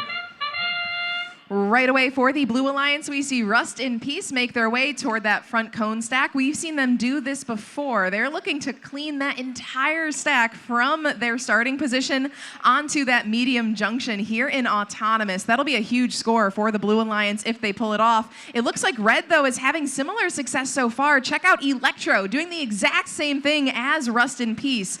Electro has a little bit more manipulating to do due to their design. Rust in Peace making it a little bit cleaner. Drivers, pick up your controllers. 3, 2, 1. But excellent work on both sides of the field, both red and blue. Got Robot in red and Gearheads in blue, also contributing to these big Autonomous scores up on the screen. We've got a Blue Alliance lead, 91 to 52 here in qualification match number 20. Rust in Peace is going to bring that Blue Alliance score up to over 100 from picking up cones from a human player out of the substation. Human player and robot working together very, very poetically here. They cannot both occupy the substation at the same time. So as soon as that robot leaves the substation, human player places the cone and gets out so that arm can come back in from Rust in Peace. Electro over on red, fulfilling the same role for the opposing alliance. They are trailing in terms of score, but moving very quickly for both Red Alliance robots. Got Robot does pick up a quick 3 points on one of those low junctions for the Red Alliance. Their partners Electro also moving very quickly. Their manipulator allowing to conveyor belt those cones down onto the junction poles. Rust in Peace Robotics looking for another cone, adding 5 more points on the high junction for the Blue Alliance. Red spreading out their influence under 1 minute remaining in the match. None of the terminals currently have cones, but Red will pick up their first. It looks like Red did try to grab the near terminal for their alliance, but that cone might not quite be in the area indicated by the tape on the near corner. We've got a Blue Alliance lead here as we enter the final 30 seconds of match 20. Got Robot adding a quick 3 points for the Red Alliance. Their partners, Electro, adding 5. We've got a Red Alliance influence and ownership here, still trailing in points. But if they can pick up a circuit, and they are coming awfully close, that's a 20-point swing in favor of the Red Alliance, and they would love to see it. Beacon coming in from Electro. They need to land it to take those points back from Blue, but we are going to see that Beacon fall to the floor, one of them remaining in play as match time expires in match 20.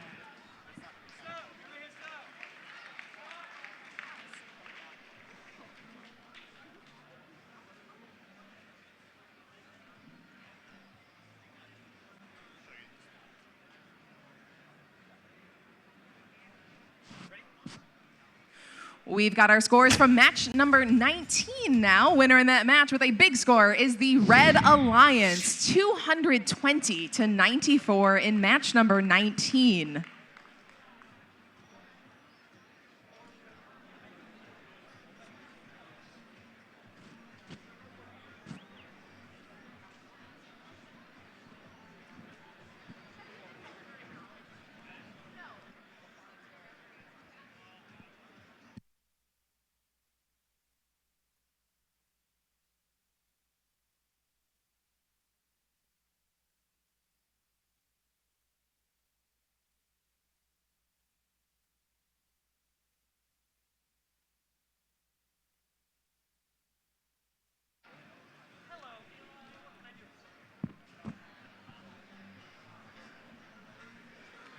We're back on field number 3, where qualification match number 21 is about ready to get started.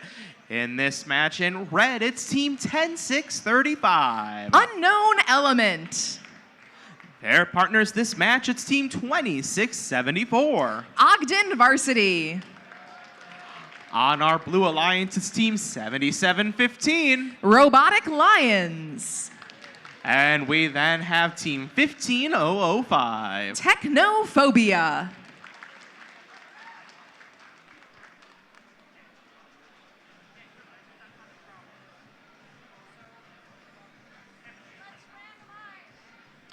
Our call to randomize coming in. And our amazing referees moving those signals as required.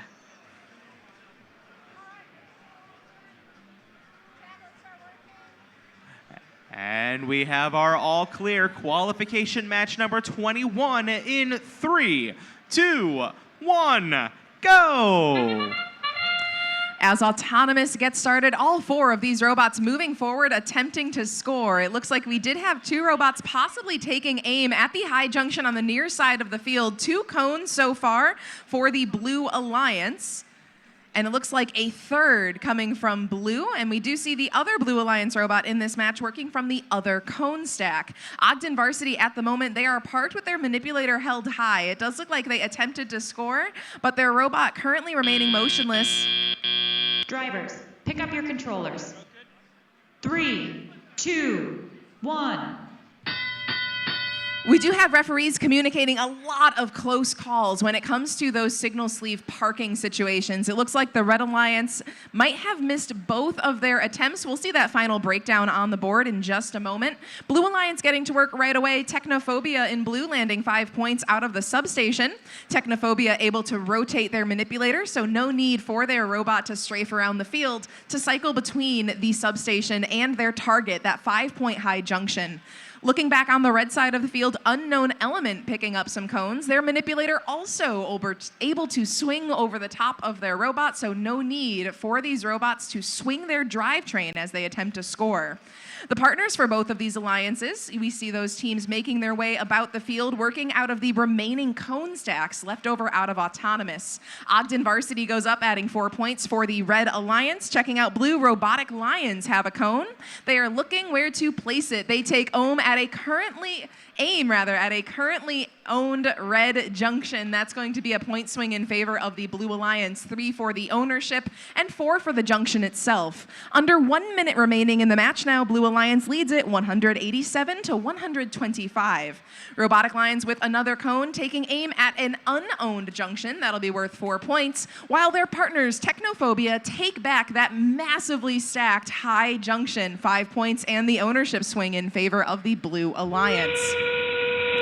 30 seconds remaining. Ogden Varsity has a cone. They want to break up the Blue Alliance circuit, and they place it on a medium junction. That's going to break up the circuit and give some ownership points to the Red Alliance. 17 seconds remaining, and a beacon placed by Technophobia will convey permanent ownership of a high junction.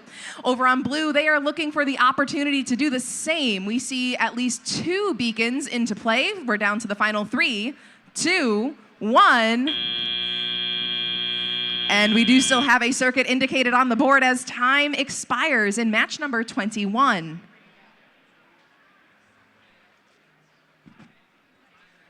We just wrapped up 21, so we've got scores for 20 coming up for you now. The winner is the Blue Alliance, 187 to 138 in match 20.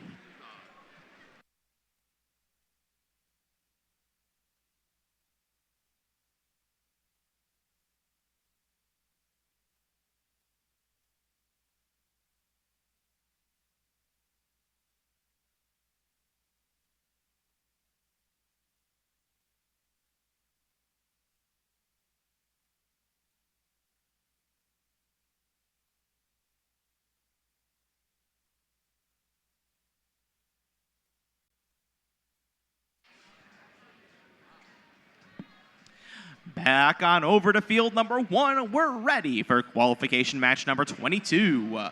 In red this time around, it's team 3216. It's the RoboFins. Their partners this match, team 9929. The Tech Ninja Team TNT.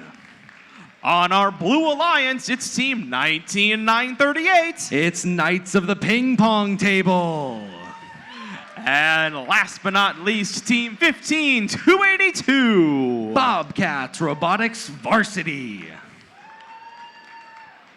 And with the all clear match 22 underway in 3, 2, 1, go! Getting into this first match, you can see when the robots scan those cones and figure out where to go. But a lot of them have things they want to do before they go in park. So that's where this collecting these cones comes into play. On the backside of the field, Knights of the Ping Pong Table not quite able to get a grip on the blue cone. On the front side of the field, though, 3216 RoboFins with 2 cones for the Red Alliance. Drivers, pick up your controllers. 3, 2, 1. And now into driver control, that 9929 TNT had 1 cone in their possession already, making it very quick to place that onto the high junction, already with a second as well. They've got quite a unique mechanism on their robot for picking up these cones. 2 walls that close inward with, looks like maybe rubber bands on them for grippiness. And it looks like they've been having great success keeping control of these cones during these matches. Got quite a variety of different mechanisms in this match, actually. On the front side of the field, we can see Bobcats Robotics Varsity, 15282, with a mechanism that goes inside of the cone and spreads out to keep it attached to the robot. While our other 2 teams on the field, Knights of the Ping Pong Table and the RoboFins, both using claw mechanisms to achieve their scoring. RoboFins continuing to score quickly for the Red Alliance. You'll see as soon as a cone comes out of that substation, the human player is getting another one right in there, ready to go. Takes both robot and human to get these scores the way we've seen them today.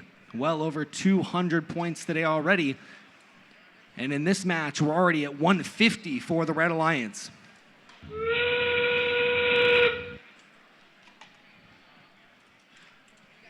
Knights of the ping pong table now, they've got their beacon in hand. They're going to head across the field and try to lock down a junction. They locked down that central junction for their alliance. RoboFins getting the high junction as well. TNT now trying to get their beacon down. Our fourth beacon on the field, but not yet picked up. They'll have to be quick if they want to score at 3 seconds. Last cone's going down.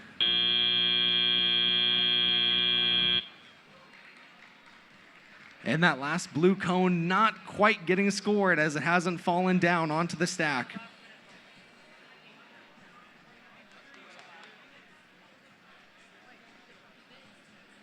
And we've got our scores from our previous match.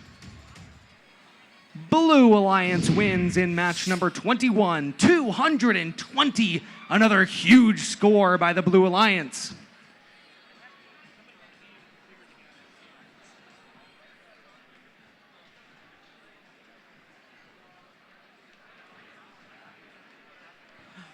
Here on field number 2, qualification match number 23, just about ready to get started.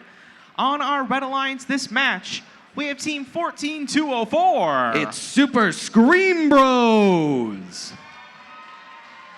And their partners this match, it's team 14401. It's Wildcat Robotics.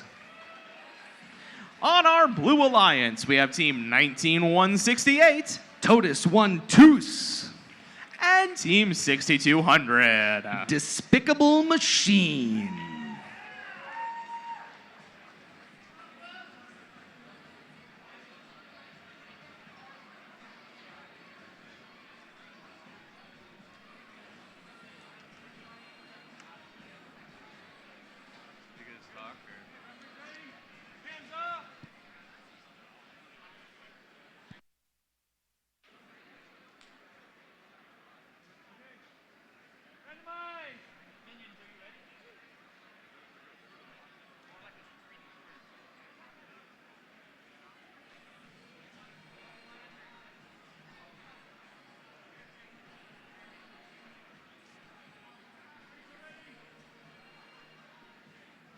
And we have the all clear match number 23 in 3, 2, 1, go!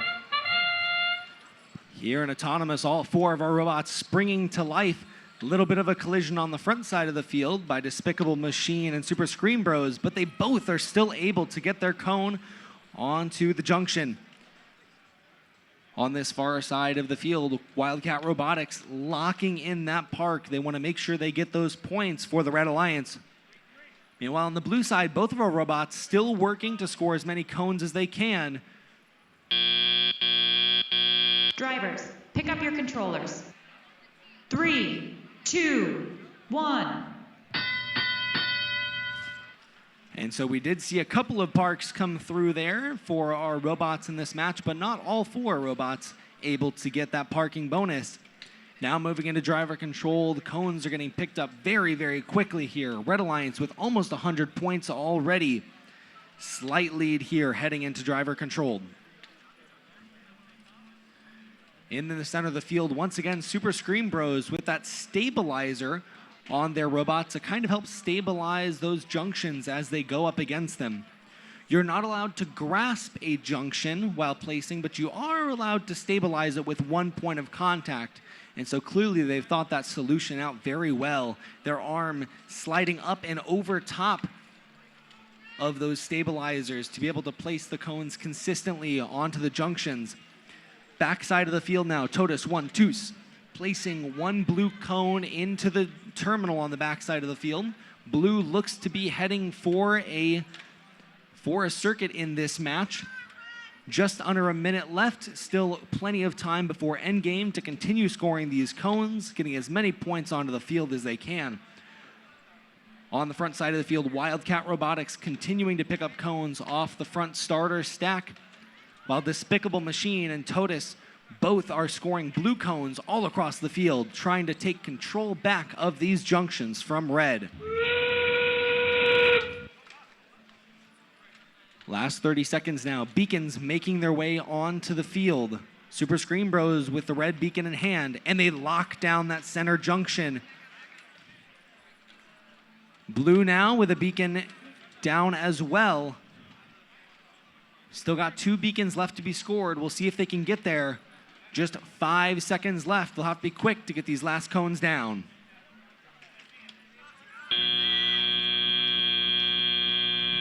A nice match there. Some last-second parks by our red and blue alliances.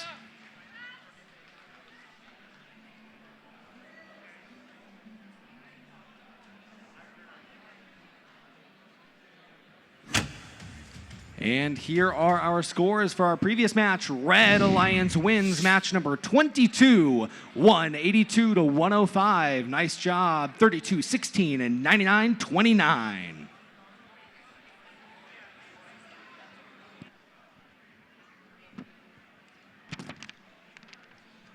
A quick scheduling update for all of you.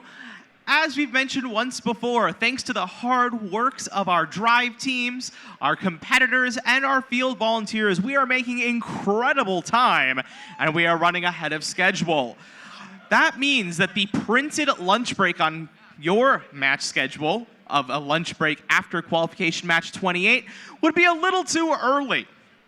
We saw on our public schedule lunch break at noon. We know teams have planned to have lunch deliveries happen at noon, so we will not be breaking for lunch after qualification match 28. We're going to keep on playing and have our lunch break at noon to match up with all your preparations.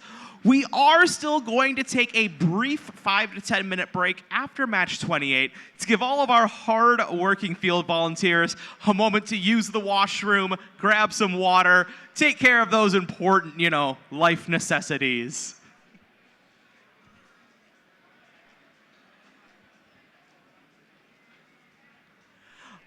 But with those scheduling updates out of the way, let's meet our match 24 competitors here on field number 3.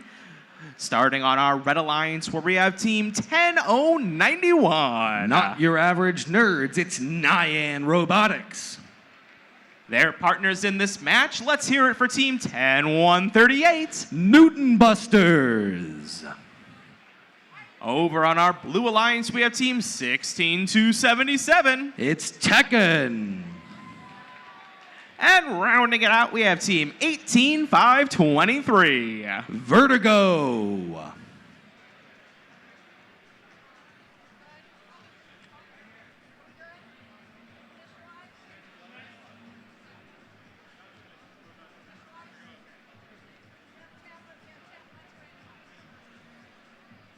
Call to randomize coming in. We've got the all clear match number 24 in 3, 2, 1, go! Randomization zone number 1 for match number 24. Robots want to park to that left side of where they started. But before they get to parking, we've got cones to score. 10138, wasting no time at all. The Newton Busters now with 3 red cones for the Red Alliance. Their alliance partner, Nyan Robotics, doing the same now. 2 red cones down. Drivers, pick up your controllers. 3, 2, 1. And you can see Red Alliance with over 100 points as we head into driver controlled. Both of our robots able to get that parking bonus as well as 6 cones scored during autonomous. That is a great score for the Red Alliance. I'm sure they're feeling good here going into driver controlled. Our Blue Alliance got some scoring there in autonomous as well. We've got some blue cones down. Not sure if we saw any parking bonuses or not. I think we had to have had at least 1 from our Blue Alliance. A great job there by these teams. Got another down through the middle mechanism on the backside here by 18523. That's Vertigo for you. Using that to pick up these cones. We've seen those mechanisms works very well this season. Almost impossible to let that cone fall off rather than grabbing it from the outside and maybe shaking it around, lose your grip on it. One of the more successful mechanisms that we have seen. We can see here Newton Busters turret spinning a little out of control there. They're going to try to reset their robot and keep going in this match. And it looks like it's worked. They are reset and ready to go. Noonbusters with quite a few sensors here on their robot. They've got some lights on the front as well that help them to detect the correct colors, get the right distance, whatever those sensors may be. It's not just only about manual control, but these teams can automate some of their processes in driver control as well. And we see a lot of our very successful teams doing that.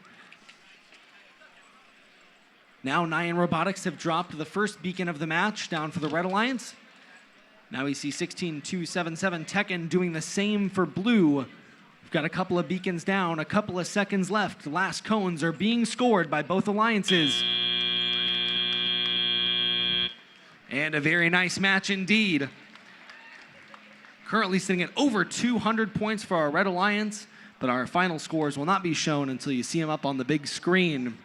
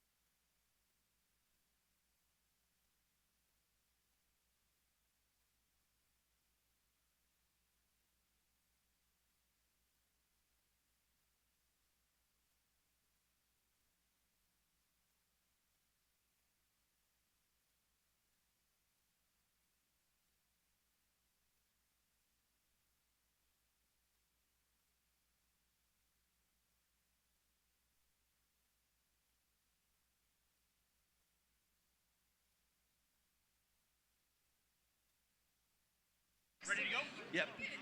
All right, we've got our scores here for match number 23. Our Red Alliance wins 206 to 128. We do see a yellow card on 14401 for an unsafe robot. Their mechanism was swinging outside of the field, so a yellow card there for 14401.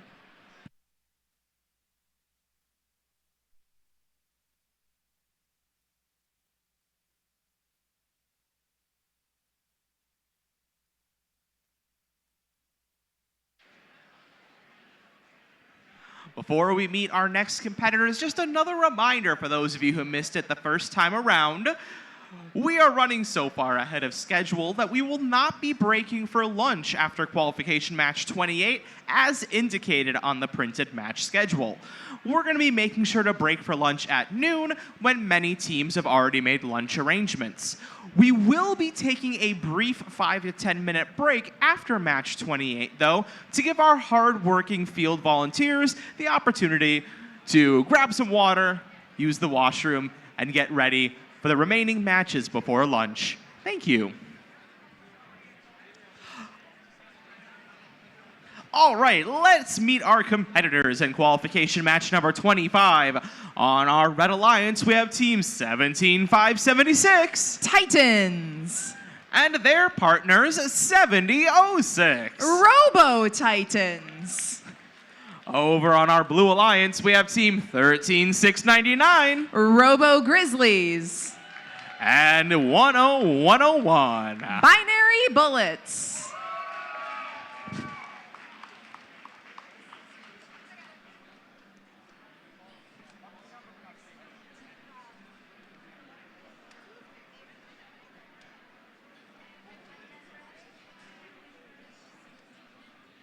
And we have the all clear qualification match 25 in 3, 2, 1, go!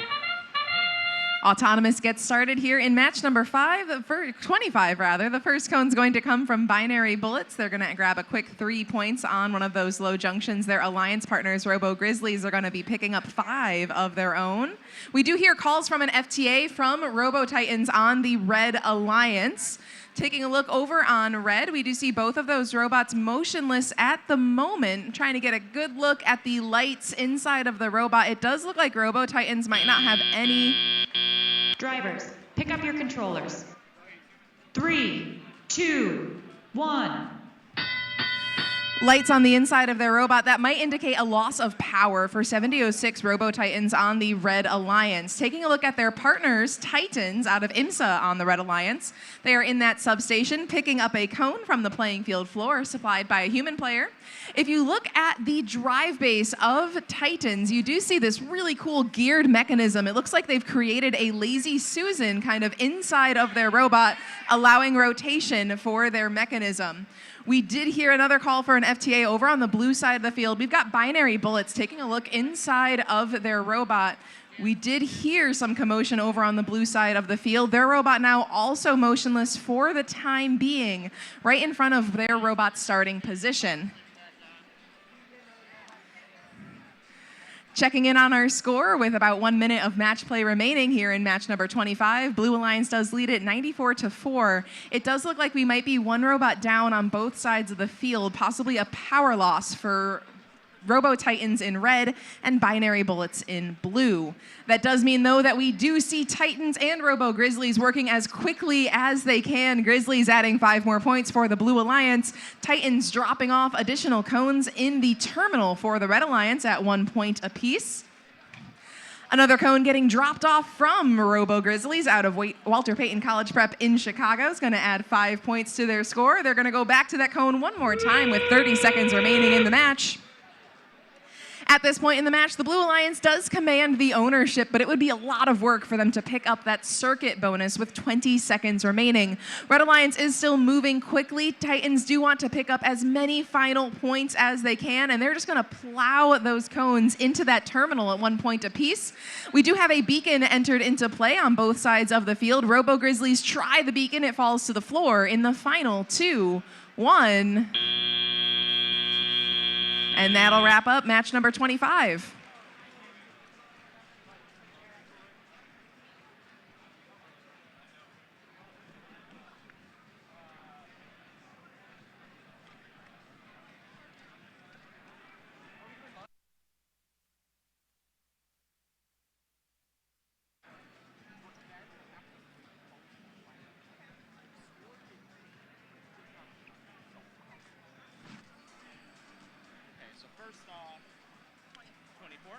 We've got our scores for Qual 24 coming up for you now. The winner of that match is the Red Alliance. 233-103 in match number 24. Robot fans, we do have an additional score to post here in this match break. We have a score update for qualification match number 20.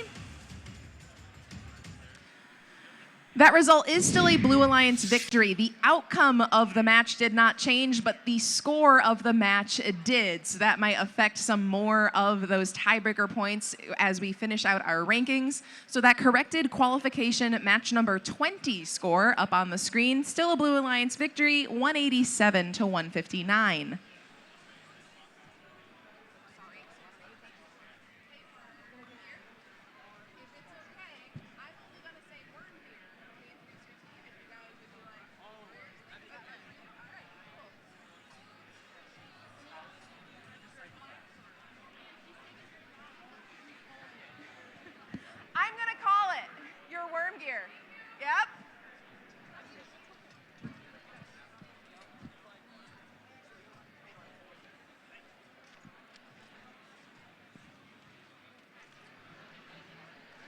Moving right along, we're just about ready to start qualification match number 26.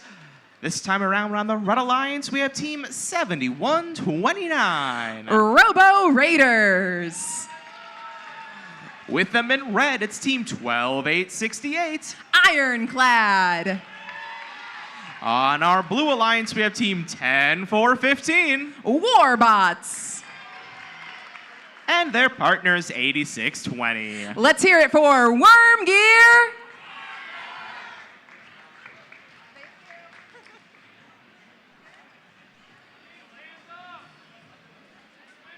Our call to randomize coming in.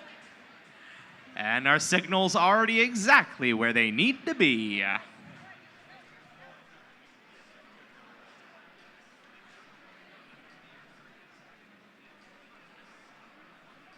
And with the all clear, match 26 in 3, 2, 1, go!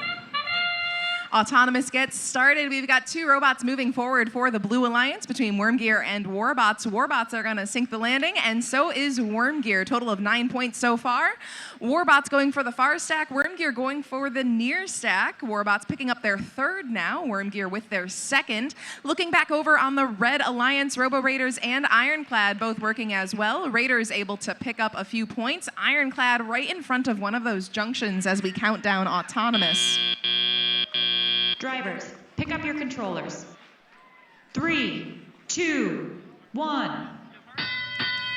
Excellent performance by the Blue Alliance coming out of Autonomous. They were able to score 110 points so far in this match, and they have got ownership of 5 of those junctions on the field. That's going to make quick work for a circuit, but the Red Alliance, of course, has plenty of time to defend and break that circuit if they need to.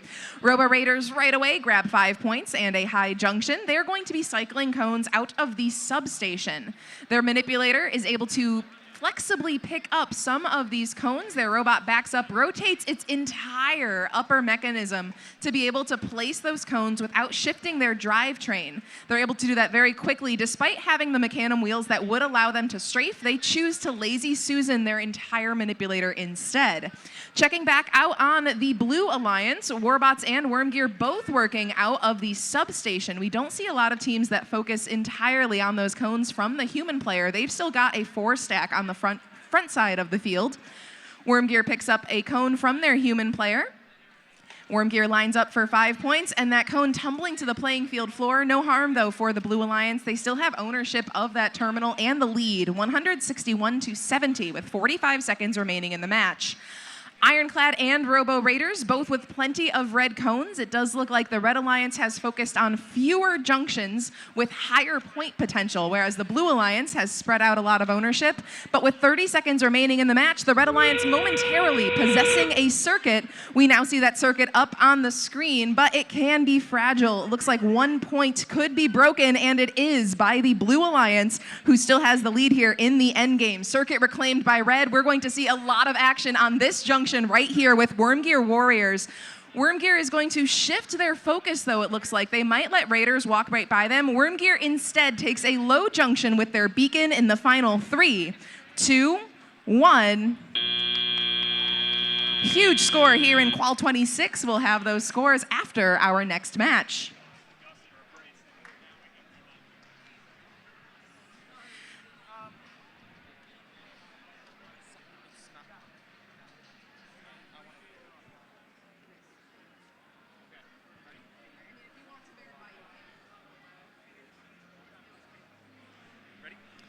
We've got our scores for match number 25 for you now. The winner in that match is a Blue Alliance victory.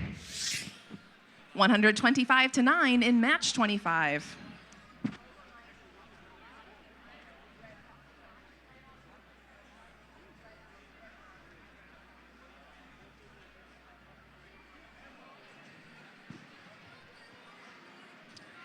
Just providing another update on our schedule changes moving forward.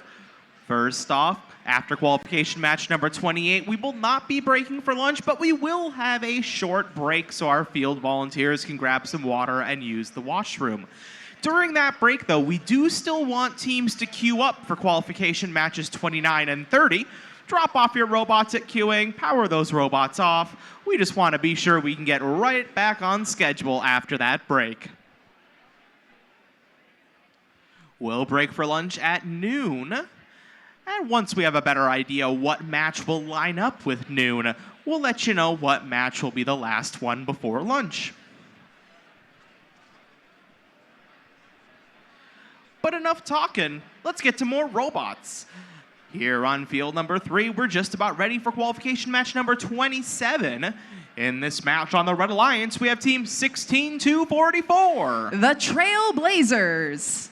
And their partners this time around are team 61-98. Bread Admirers. Over on our Blue Alliance, it's team 18-55. Stealth Robotics. And rounding it out is team 14-69. Currently in the number 1 spot. Give it up for How.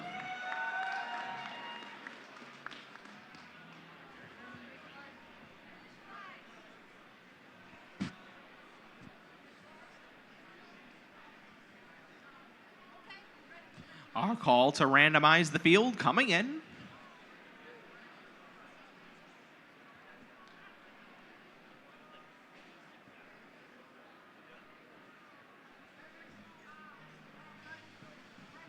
And we have the all clear match number 27 in 3, 2, 1, go!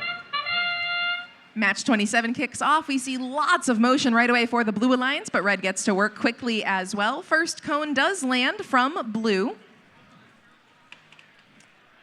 We now see a second and a third cone coming up for the Blue Alliance that is coming from Stealth Robotics, currently occupying the number 6 spot.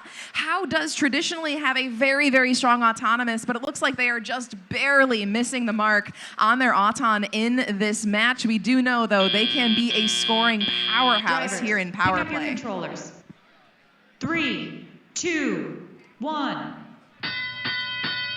Checking out the action on Red, right as Autonomous did wrap up, we had some cones in motion, but no scoring for the Red Alliance, so they get to work right away here. Bread Admirers, cone in their possession. They make the long trek all the way down toward the Red Alliance terminal in their opposite corner of the field. They're going to make sure they grab that cone there nice and early before the field gets too crowded. That's going to help them try to make their way toward a circuit. We do know that on the Blue Alliance, these robots are going to focus on the higher scoring terminals first, so the Red Alliance might try to spread out their influence early in the match. Stealth Robotics goes up for what might be the 4th or 5th 5-point cone on a high junction.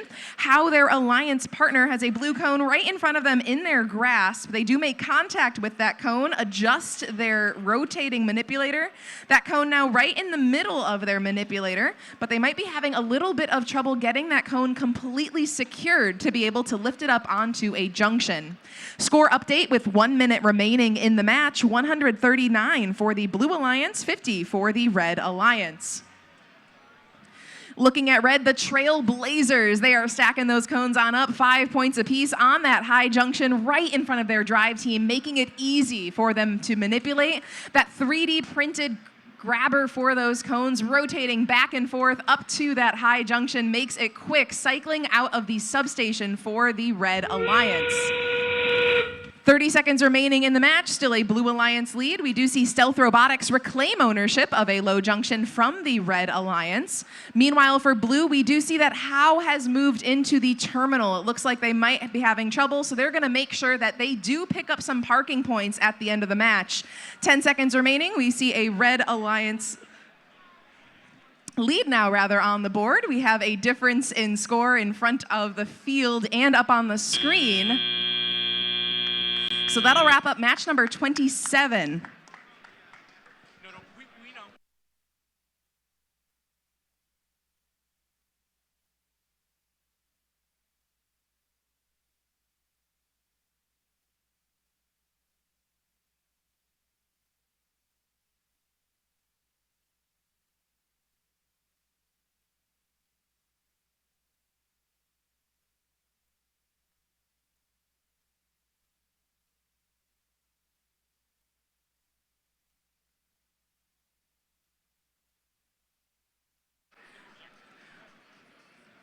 Robot fans, quick update here. If you're in the stands, you may have noticed an interesting situation with our projector. Our colors seem to be inverted up there on the screen. I have not seen this before, but rest assured, the scores down here on the field and the colors down here on the field appear to be fine. So don't stress yourself out. Teams are good. They know what they're looking at.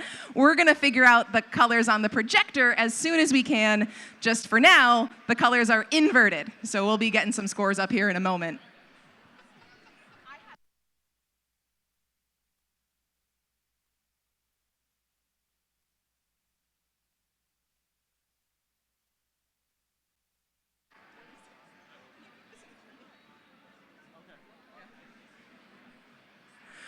We've got our scores for match number 26. It is a Blue Alliance victory. Keep in mind the colors are inverted on the projector screen.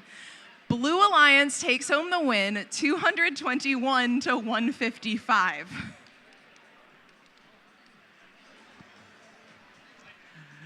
So like we said, a bit of an odd turn from our projector, but we have some of the best here. We'll get this figured out, and we'll help you out along the way. Those of you watching online on our stream, everything should be looking just fine for you. But once again, the winner of qualification match number 26, the Blue Alliance, with a score of 221 to 155. Now over here on field number 1, we are preparing for qualification match 28, our last match before a brief break. But again, we do want our competitors in qualification matches 29 and 30 to still queue up. Let's meet our match 28 competitors, starting with the Red Alliance, where we have team 10-8-36. It's Stemperfy. And their partners, 14-3-60. Sprockets and Screws. On our Blue Alliance, we have team 18-183. It's a Rounded Cube. And their partners, 3507. Robotheosis.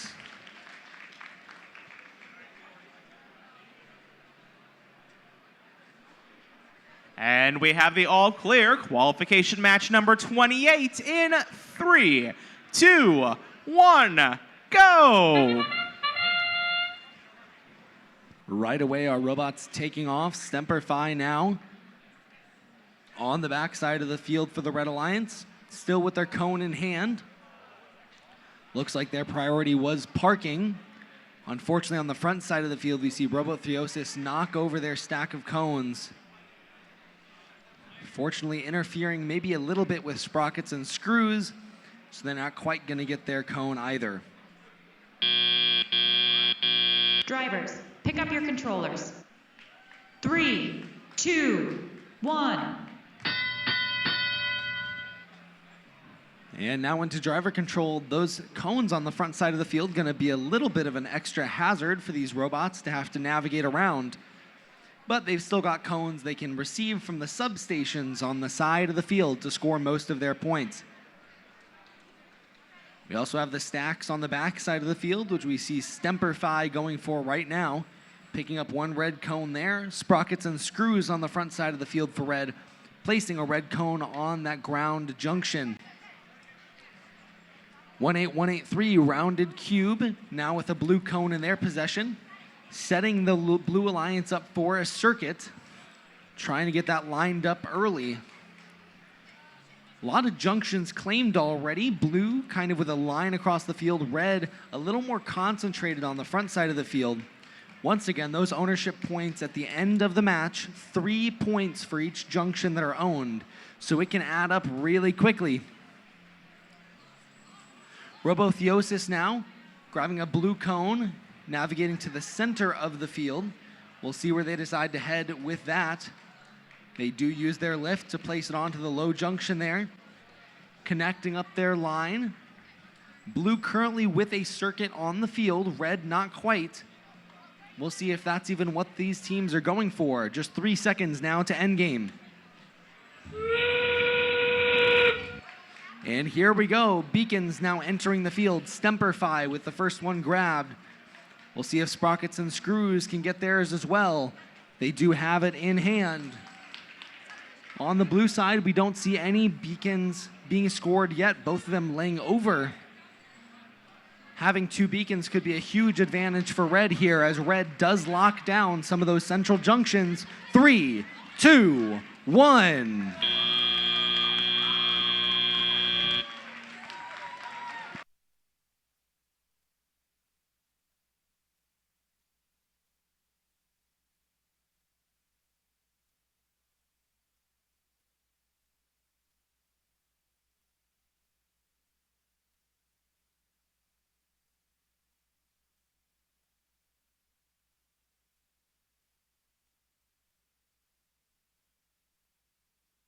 And here are your scores for match number 27. Blue Alliance wins match 27, 211 to 90. Unfortunately, another yellow card coming through here by 16244, the Trailblazers. Their robot gouged a tile during the match. That's a yellow card for field damage. So we do see a yellow card there for the Trailblazers.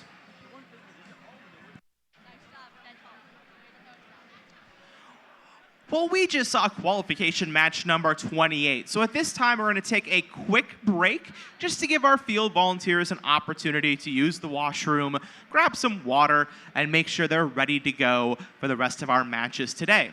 This is not our lunch break. We'll still be taking our lunch break at noon. Teams competing in qualification match number 29 should still be in queuing.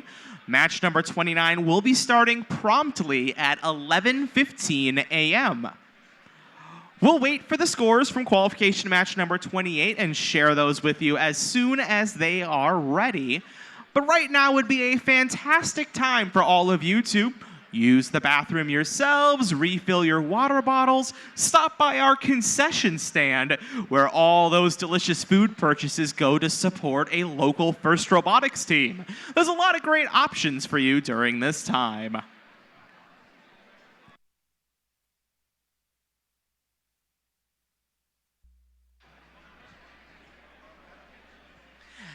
And our projector back to behaving normally. Just like we said, we've got real pros here. We're able to fix that problem in no time at all. Thank you for your understanding and patience.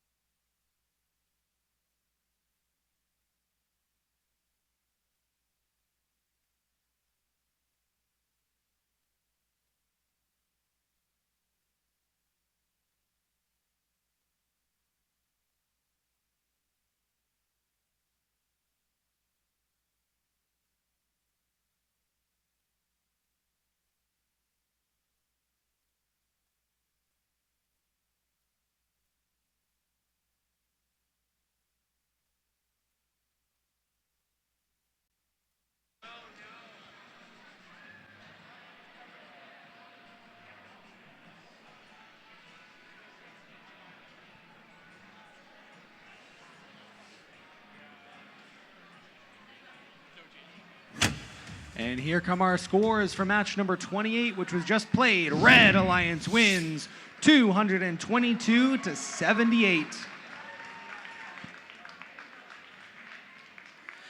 And with those scores posted, we now are in our brief volunteer break. So once again, 11:15 will be the beginning of qualification match number 29 on field number 2.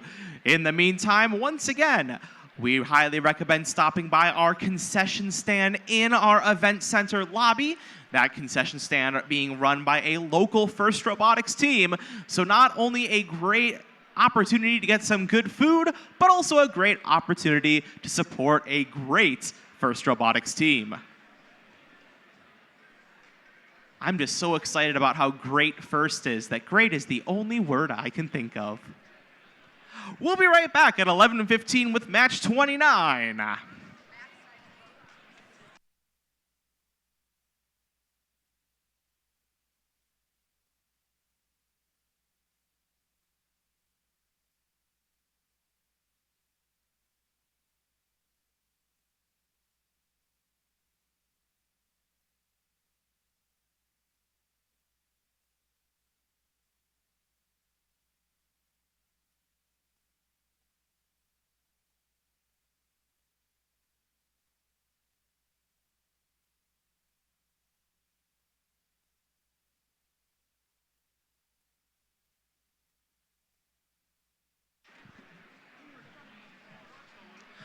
Our brief break here, a good opportunity to remind everyone, please make sure you are not using Wi-Fi hotspots. Our teams control their robots using Wi-Fi technology, and Wi-Fi hotspots can interfere with their ability to control their robot. These teams have worked incredibly hard to make it to the state championship. We don't want telecommunications issues to get in the way of them doing their best. So once again, please turn Wi-Fi hotspots off. Thank you.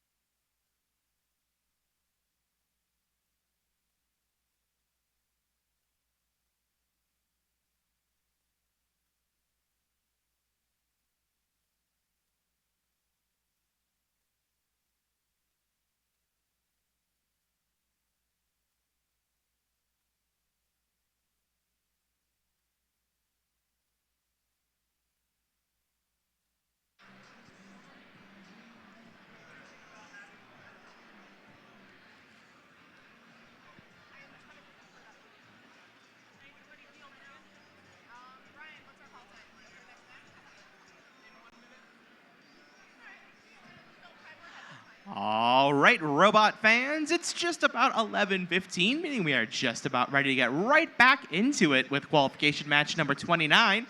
Thanks for your patience while we give our hardworking volunteers a quick opportunity to grab some water.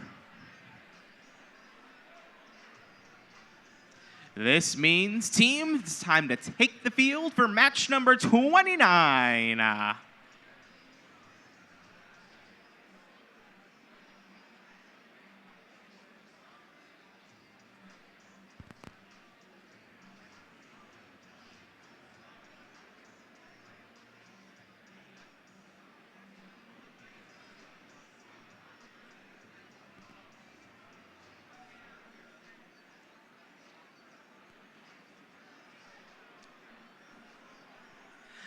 Now that our bots are on the field, let's meet our competitors in qualification match number 29. This time around in red, we have team 6200. It's the Despicable Machine. And their partners in this match, it's team 17403. LP Robotics. Over on our blue alliance, we have team 9410. It's Frank's Garage. And rounding it out is team 9929. Tech Ninja Team TNT.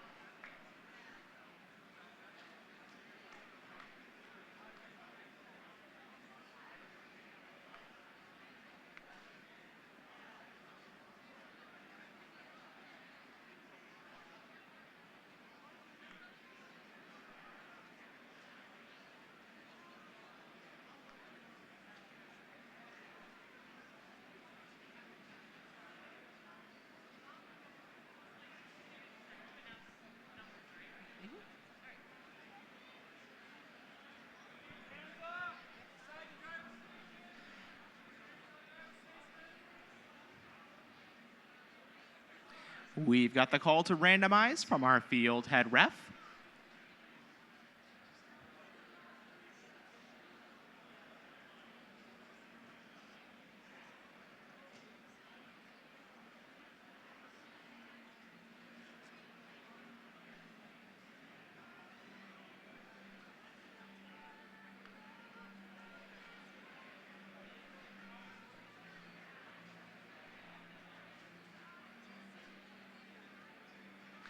And we have the all clear qualification match 29 in 3, 2, 1, go!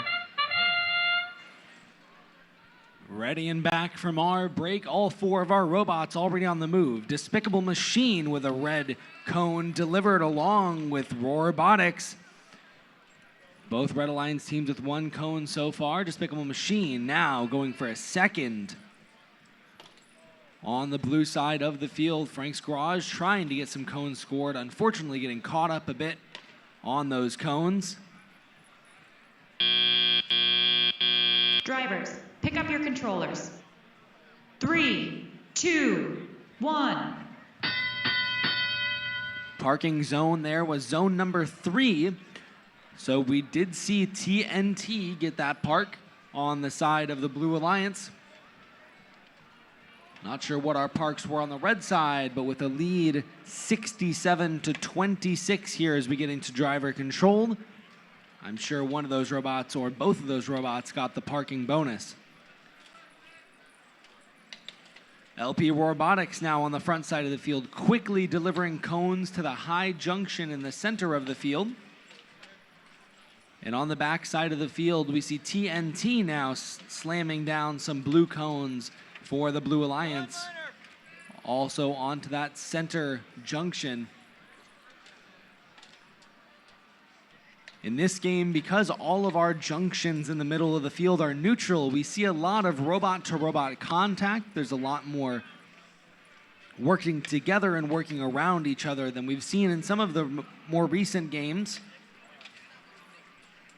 Creates for interesting dynamics where teams have to work around and communicate with each other to make sure everybody is accomplishing the goal that the Alliance wants to do. TNT and Frank's Garage both continue to deliver blue cones. We've got 5 seconds to end game now.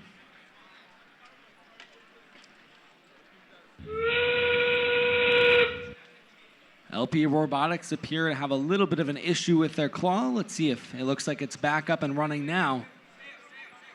A blue beacon now capturing that red junction on the red side of the field. That's a big deal, a very crucial junction for these teams looking to get circuits. Now the Red Alliance heading over. They're going to do the same to the blue high junction.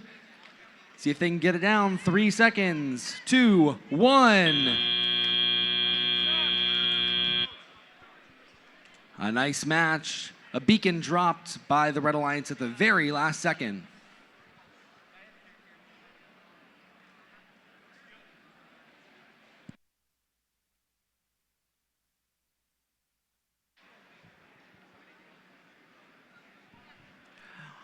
Normally, we'd have scores to share with you all right now, but we shared those qualification match 28 results before we took our brief break.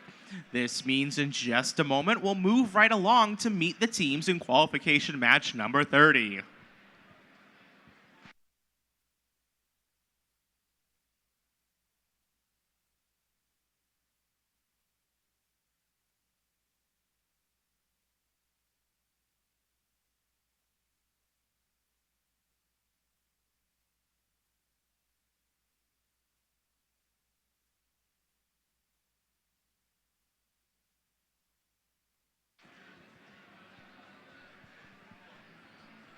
As our drive teams make their preparations, let's meet the competitors in this match. Starting on our Red Alliance, where we have Team 19168. It's Totus 1 Toos. With them on the Red Alliance, it's Team 10091. They're not your average nerds, Nyan Robotics. On our Blue Alliance, we have Team 15282. Bobcats Robotics Varsity. And with them is Team 13365. The Gearheads.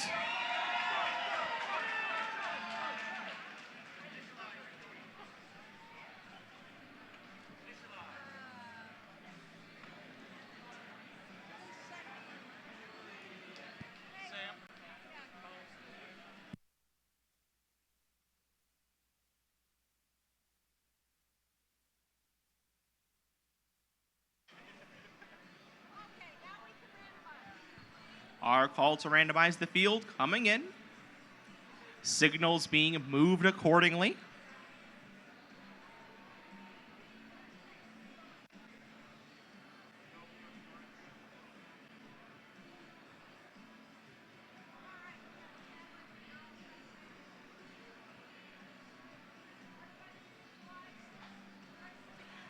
And we have the all clear qualification match number 30 in 3, 2, 1, go! And right away, our red robots taking off. Nyan Robotics dropping their first red cone of the match. Over on the blue side of the field, Gearheads matching back with a blue cone onto the high junction. Totus 1-2 on the backside of the field for red now with 2 gones placed. And on the front side of the field, we see Bobcats Robotics now earning that parking bonus. They're going to be satisfied with that. Drivers, pick up your controllers. 3, 2, 1. Quite a few cones scored across the field during autonomous in this match. No high stacks like we've seen some of today.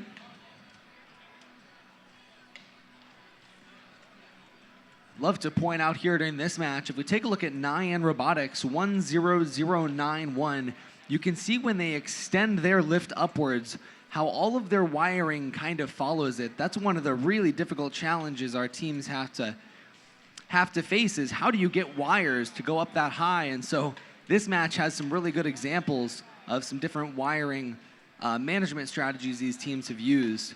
Nyan Robotics with that collapsing lift on the backside for their wires. Totus 1-2 and Gearheads both using some insulating piping there to keep their wires together. And on the front side of the field, Bobcats Robotics with a similar looking thing to Nyan there, sort of that elevator that lets their wires stay off to the side of the robot and out of their way. We've got lots of cones going down across the field during this match. Red Alliance with a super high stack. Totus 1-2 and Nyan Robotics have been working together on that stack on the high junction. Now Nyan switching gears, now trying to capture as many junctions as they can, trying to take those points away from blue. Because scoring a cone on a high junction is 5 points, but having those ownership points is 3, it's actually a swing of 6 points. So getting those ownership points at the end can be really valuable, more valuable than just placing a cone on a high junction. We got 10 seconds left now. Nyan Robotics claiming ownership of the far side blue high junction. Same with blue on red. We've got one more red beacon ready to come down.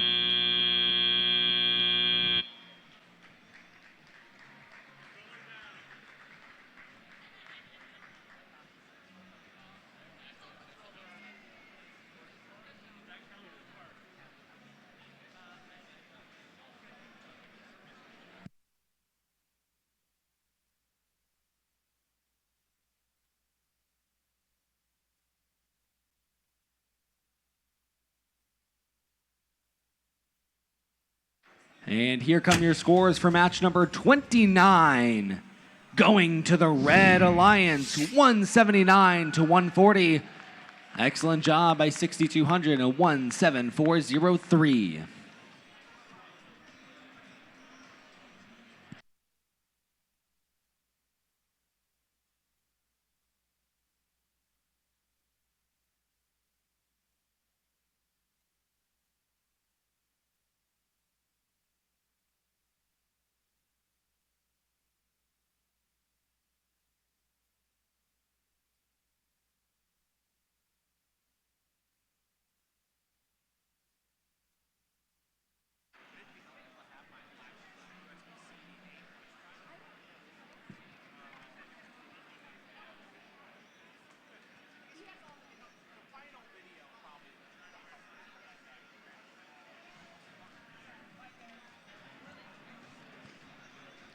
Qualification match number 31 getting ready to be played on field number 1.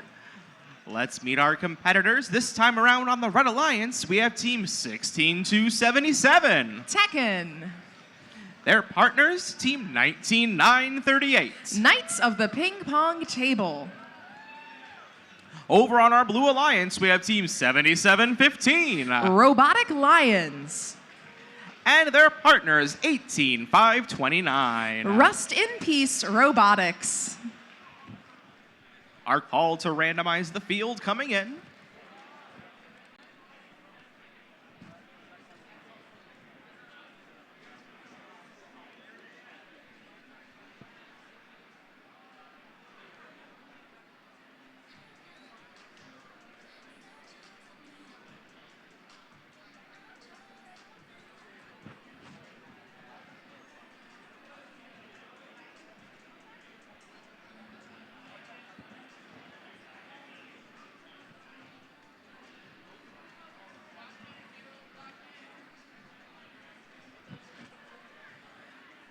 our field randomized and ready to go. And we have the all clear, match 31 in 3, 2, 1, go! We see our drive team start their autonomous programming here in match number 31. First cones coming up off the ground. We see some immediate scoring by the Blue Alliance. Red Alliance, though, also picking up some points. For the Blue Alliance, both of those robots have been able to score on some junctions. Taking a look at Red, we see Tekken going up with a cone on a medium junction. They did attempt to make their way back to the stack to pick up a second, but their manipulator does just barely miss that stack as autonomous counts down. Pick up your controllers. 3, 2, 1. Drivers now in control here. Blue Alliance does lead, coming out of auto 103 to 31 here in match number 31. Rust in Peace, we do know they can be very quick with their manipulator out of that substation, able to place cones into the funnel at the top of their robot and then flip those cones on over right onto a high junction. They do so right away. And now that they are lined up, it is going to be quick and easy work for those cones in front of the human player for Rust in Peace Robotics on the Blue Alliance. Checking it back out on Red, Knights of the Ping Pong Table for the Red Alliance. They've made their way to the red cone stack at the front of the field. That very narrow robot for the Red Alliance quickly picking up those cones, raising up their elevator, and they're going to drive their way on over to a 3-point junction, changing their mind, going to a 4-point junction for Ping Pong Table and the Red Alliance.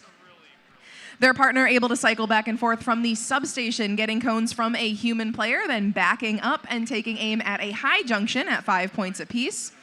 Rust in Peace Robotics now, there are only a few cones still behind that field wall that are being entered by the human player. They've got 4 cones left. Rust in Peace moves toward another high junction, 5 more points going up. With 40 seconds remaining in the match, Blue Alliance leads it 168 to 83.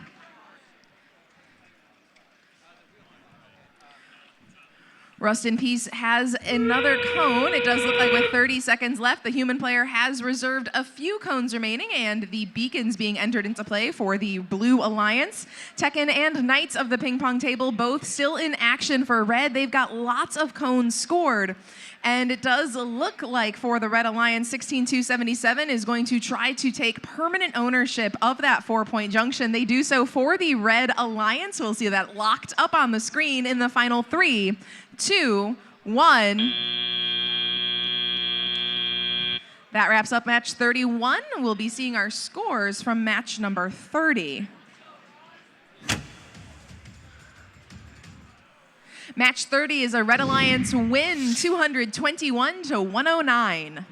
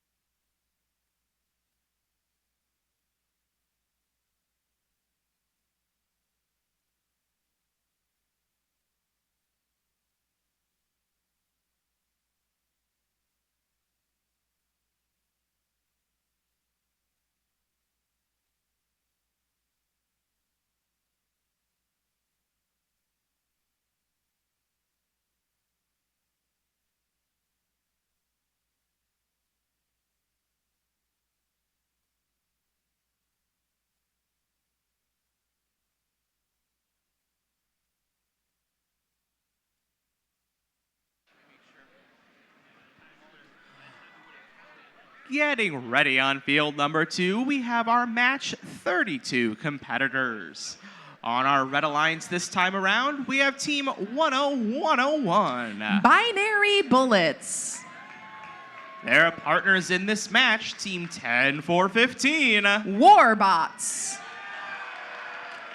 On our Blue Alliance, we have Team 5037 Got Robot.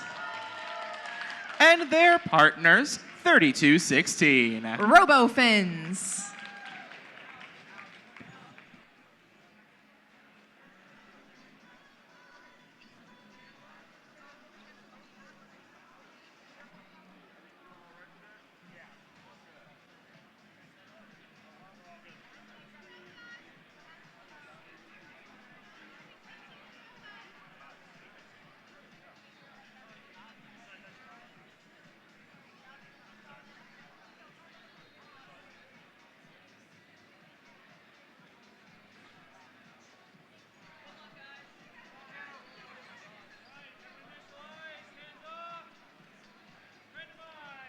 Our call to randomize coming in.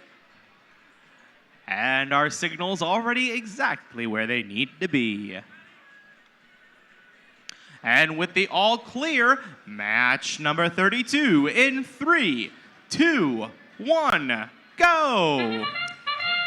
Zone number 1 indicated on these signal sleeves. It's sometimes very interesting to look at the team-supplied signal sleeves. In this match, 3 out of those 4 are using colors to communicate with their robot, but we do see the 4th for the member of the Red Alliance. That signal sleeve from Warbots is using April tags, those QR-looking code things, on the signal sleeve over in front of the Red Alliance driver station.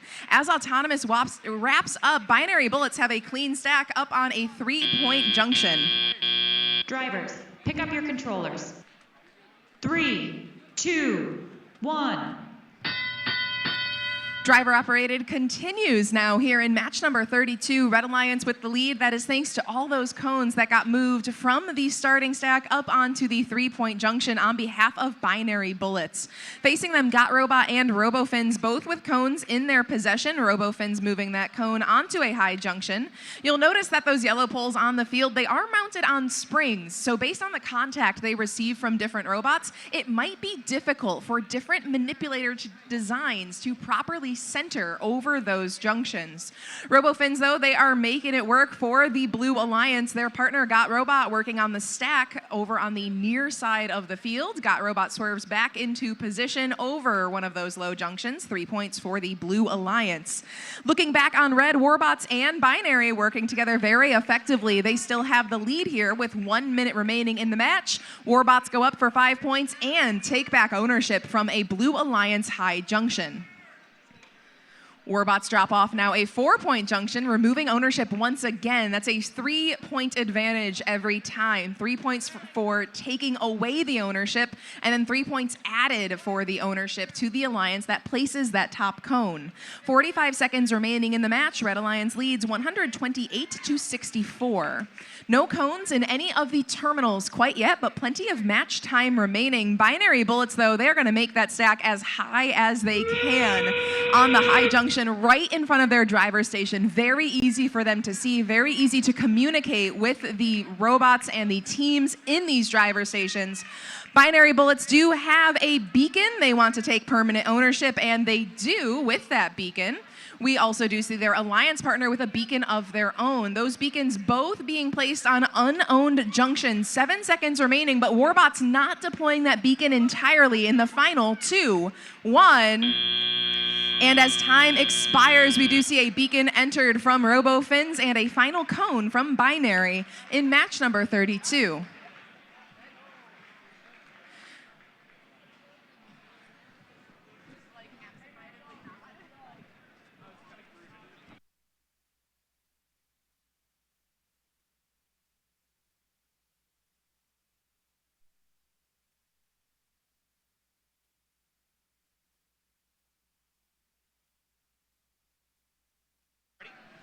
We've got scores from qualification match number 31. The winner of that match is the Blue Alliance. 210 to 117 in match 31.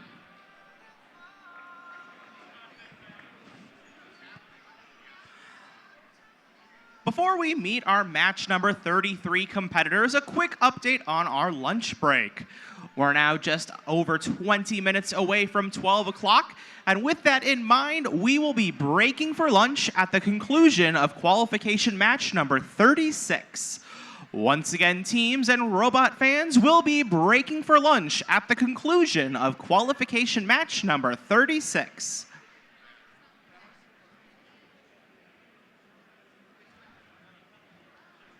And as our drive teams set their robots on the field, let's meet our competitors in qualification match number 33. This time around on the Red Alliance, we have Team 7129. Robo Raiders. And their partners, 15005. Technophobia. Over on our Blue Alliance, we have Team 7006. Robo Titans. And their partners, 14614. Electro.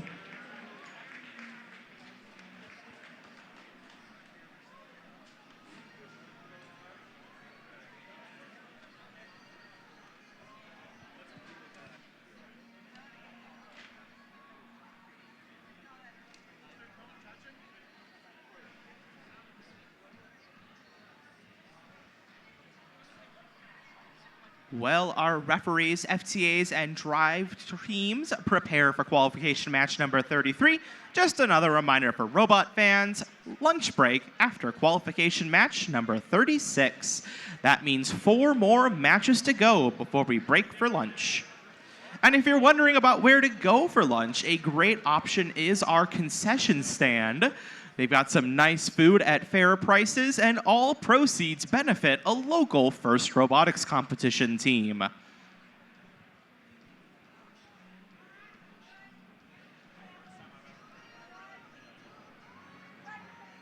We've got the all clear match 33 in 3, 2, 1, go! Autonomous kicks off. All 4 robots surge forward immediately. First cone to land is coming from Technophobia, then immediately followed up by Electro, Red and Blue, respectively. Other members of those alliances, Robo Raiders trying to pick up from the cone stack, but it looks like 2 of those attempts do fall out of that conveyor belt style manipulator off the front of their robot. Robo Titans, alliance partner on the blue side of the field, did have a preload cone, but that cone has made its way back to the playing field floor, with Titans appearing to be parked in that center zone. Pick up your controllers. 3, 2, 1. Coming out of auto, we do see plenty of 20-point bonuses for robots parking in that middle signal zone, right in front of them, coming out of their autonomous programming. Checking out the score, we have a Blue Alliance lead, 104-79. Plenty of match play remaining, but both alliances owning only 2 junctions at the moment, just higher value cones being placed by the Blue Alliance and some extra points coming out of auto. Checking out the work over on Red, both Raiders and Technophobia cycling themselves out of the substation, getting a cone placed by a Technophobia human player. That human player waiting for their robot to pick up the cone, and then they get a second cone right into that substation immediately so the robot can cycle back. Technophobia, the robot, has an easy job. They drive back and forth between the nearest high junction, worth 5 points, and the cone placed in the substation right in front of them. Meanwhile, back over on the blue side of the field, both of those robots appear to be cycling out of the substation as well. Electro picking up a cone, manipulating their arm up over a 5-point junction and placing that cone right in front of them, adding to that Blue Alliance lead. We do have a tight score, though, still. 15 seconds until endgame. 148 for Blue, 114 for Red. Red trying to work their way toward a circuit to give a 20-point boost to their score, and that could turn the tide here in this match. Blue with higher scoring cones, but Red with more possession as we enter the endgame. First beacon comes into play by Electro, followed immediately by Technophobia. Technophobia might be able to place theirs first. Permanent ownership by Technophobia and the Red Alliance on a high junction as we count down the final 15 seconds of the match. More beacons still in play here. We do see Electro looking to remove ownership. They'll do that on a high junction in the final 3, 2, 1. And it does look like clutch motion for Technophobia, adding 5 points as the score wraps up here. And we do hear there's no contact between the robot and the cones on that junction. We also see 2 blue robots parking in their terminal.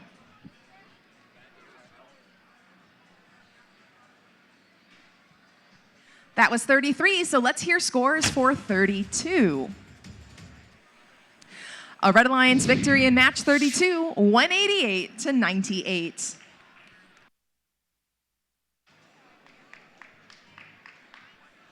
Moving back over to field number 1, our competitors are ready to go for qualification match 34. In this match on our Red Alliance, we have team 14360. It's Sprockets and Screws. Their partners this time around, team 10138. It's Newton Busters. Over on the Blue Alliance, we have team 12868. Ironclad. And rounding it out, team 10635. Unknown Element. Our field randomized, our volunteers ready. Match 34 in 3, 2, 1, go! Robots are off. Sprockets and Screws. The arm going outside of the field there. And Autonomous maybe selected the wrong Autonomous program.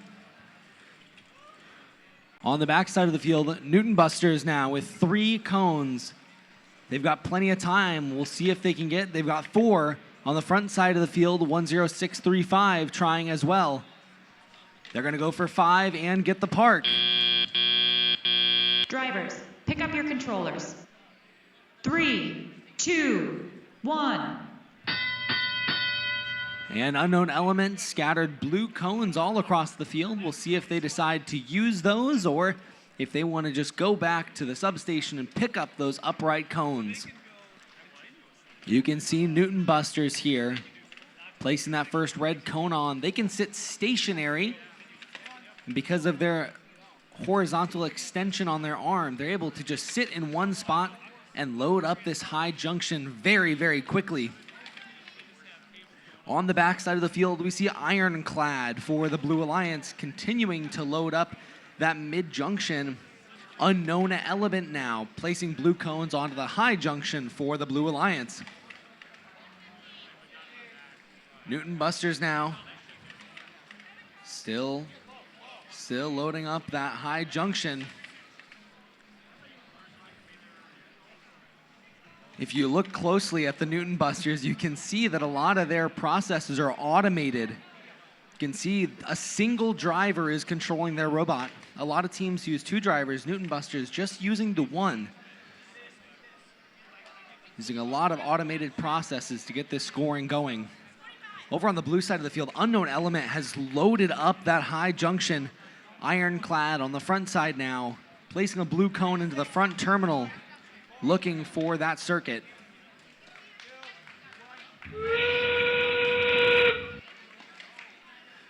As these cone stacks get higher and higher, they can become a little bit tippy. You'll see that those springs aren't snapping back quite as well as they do when they're empty. Teams have got to be careful. Beacon coming down now for the Red Alliance. That center junction is locked. On the backside now, Newton Busters locking down that junction as well. 5 seconds left. They got to hurry to score what cones they can before the end of the match here. An excellent match. Let's hear it for these 4 teams. Some great scoring across the board.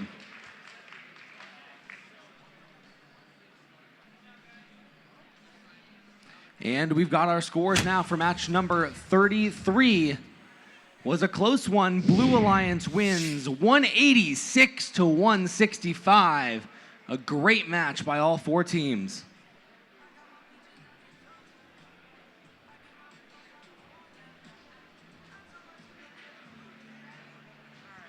On the field now, qualification match number 35, our second to last match before lunch. Let's meet our competitors, starting on our Red Alliance, where we have team 14469. How? Their partners in this match, team 8620. It's the Worm Gear Warriors. On our Blue Alliance, we have team 9410. Frank's Garage. And 18183. Rounded Cube.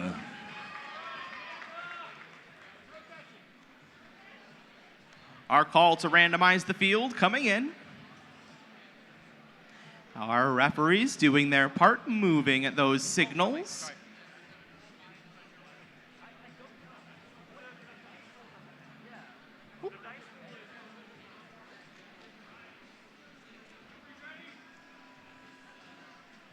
And we have the all clear match 35 in 3, 2, 1, go! Right away, we can see How on the front side of the field for Red. Their robot working this match. A very quick mechanism there, an arm that comes out to help them align. With that junction, they've already got 3 now for number 4. 86-20 and 94-10, both scoring cones there on the center junction on the backside of the field. And there we go, a 6-cone auto by How. Drivers, pick up your controllers. 3, 2, 1. Rounded Cube now on the front side of the field. They scored their cone on a low junction on the front side and wanted to secure those parking points. Worm Gear Warriors now recapturing the junction in the center of the field as How begins to take control of all of the junctions they can. You can see that strategy of spreading out those cones to get the ownership points, something that we've seen them do quite a lot today. They want to own as many of them as they can. It not only gives them the points, but also gives them the best shot of ending up with a circuit at the end of the match. If you own all of the junctions, you're going to get a circuit. And that seems to be the strategy they are employing today. Frank's Garage now matching up against Worm Gear Warriors on the backside of the field for control over that central junction. Now they're heading to the red side of the field, changing up their strategy a bit, placing that blue cone onto a low junction, potentially setting up the Blue Alliance for a circuit later on in the match. How now securing another junction for the Red Alliance. A lot of points up on the board. Looks like 181 to 88 currently. Red Alliance with a huge score so far, and they've still got 5 seconds to end game.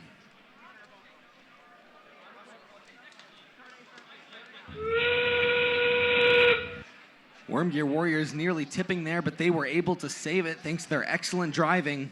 How now trying to take control of the remaining junctions, securing everything they can. They've got a beacon. Let's see where they decide to put it. They're going to lock down that low junction on the backside. They want that circuit. Red Alliance has placed 2 beacons now. Just 5 seconds left. 3, 2, 1.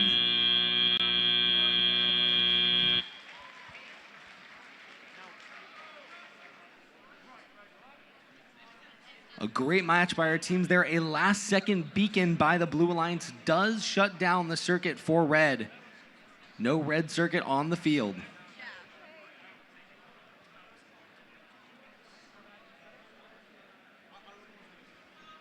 And now we've got our scores from our previous match.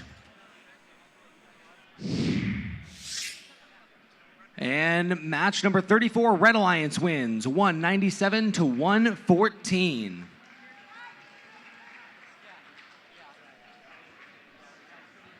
Robot fans, only one match to go before our lunch break.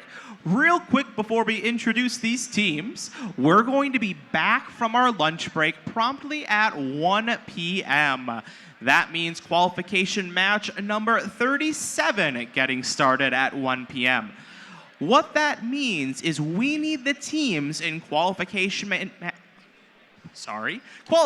matches 37 and 38 to report to queuing no later than 12:55 p.m. so we can get right back on track after lunch. So once again, while we will return from lunch at 1 p.m., we need our competitors in qualification matches 37 and 38 to report to queuing at 12:55.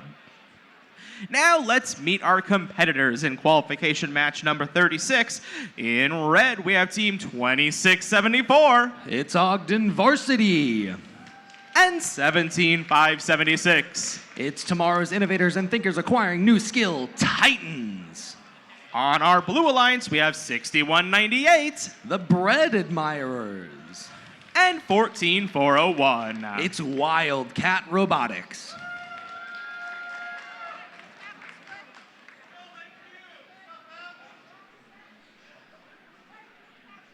And we're ready to go. Qualification match 36 in 3, 2, 1, go! All right, our robots already springing to life. 14401 Wildcat Robotics. Dropped their cone inside of their robot, tried to navigate over for a park, but they're in between two zones. Over on the red side of the field, Ogden Varsity now placing a red cone down onto a high junction.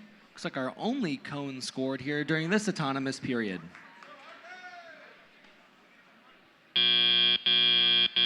Drivers, pick up your controllers. 3, 2, 1. On the front side of the field, Titans took the autonomous period, took that opportunity to score a red cone on the front side terminal for the Red Alliance. That would indicate they're probably looking to complete a circuit this match. They're going to place that red cone into the center of the field. That can be a very dubious junction to navigate around. It's very easy to knock those cones off of the ground junctions. So teams will have to be careful when navigating around in the center of the field. On the front side of the field now, Brett Admires on the side of the Blue Alliance, collecting a cone, getting ready to deliver that onto a mid-junction for the Blue Alliance over on the red side of the field. Wildcat Robotics now very quickly picking up those blue cones and delivering them. You can see how well that wrist mechanism is working for them. The ability to not have to turn your robot around, but just turn your grabbing mechanism over has worked very, very well for them. There it is, they flipped over. Now they're gonna try to get that down onto a mid-junction, it appears. And on the red side of the field, we have 6198 Brett Admirers placing a blue cone onto the high junction. Titans on the front side of the field now for red. Looks like their mechanism might have broken this match, but they're trying to score and do what they can. Oh, and now their arm has fallen off of their robot. They're gonna park and say, we'll take those points. Good strategy there to not risk any more damage by Titans. On the backside of the field now, we've got a couple robots trying to maneuver around each other. Ogden Varsity heading to the red side of the field to try to grab that last beacon. We'll see if they can get it delivered. A blue beacon going down. Now by Wildcat Robotics, another for blue. Can red get it? And they do. The final blue beacon goes down in the last second of the match.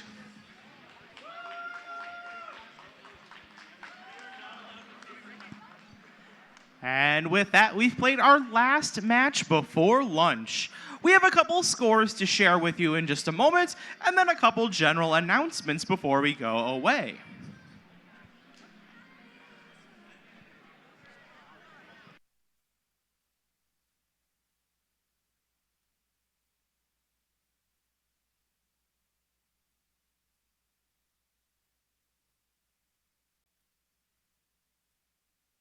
And here are your scores for match number 35.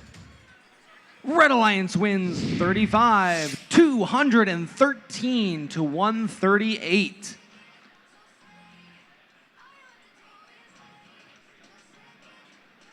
And now we have a score update for you on match number 33. We had a question in the box, and so our score has changed, and you're not going to believe it. It's a tie, 186 to 186. You don't see those very often. What a sight to behold.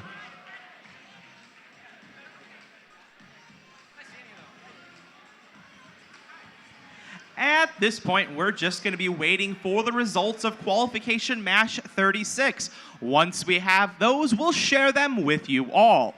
Once again, with this match in the books, we are going to be taking our lunch break, and we'll be coming back from lunch promptly at 1 p.m.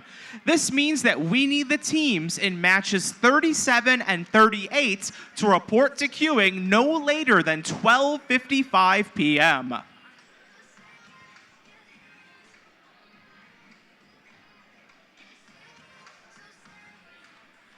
During our lunch break, we would encourage you to check out our concession stand, where we have concessions being sold by a local FIRST robotics competition team.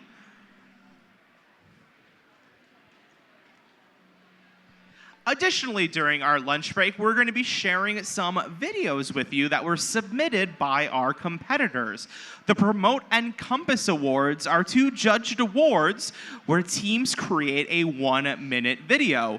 And during our lunch break, we will be showing all of the Promote and Compass submissions from our teams.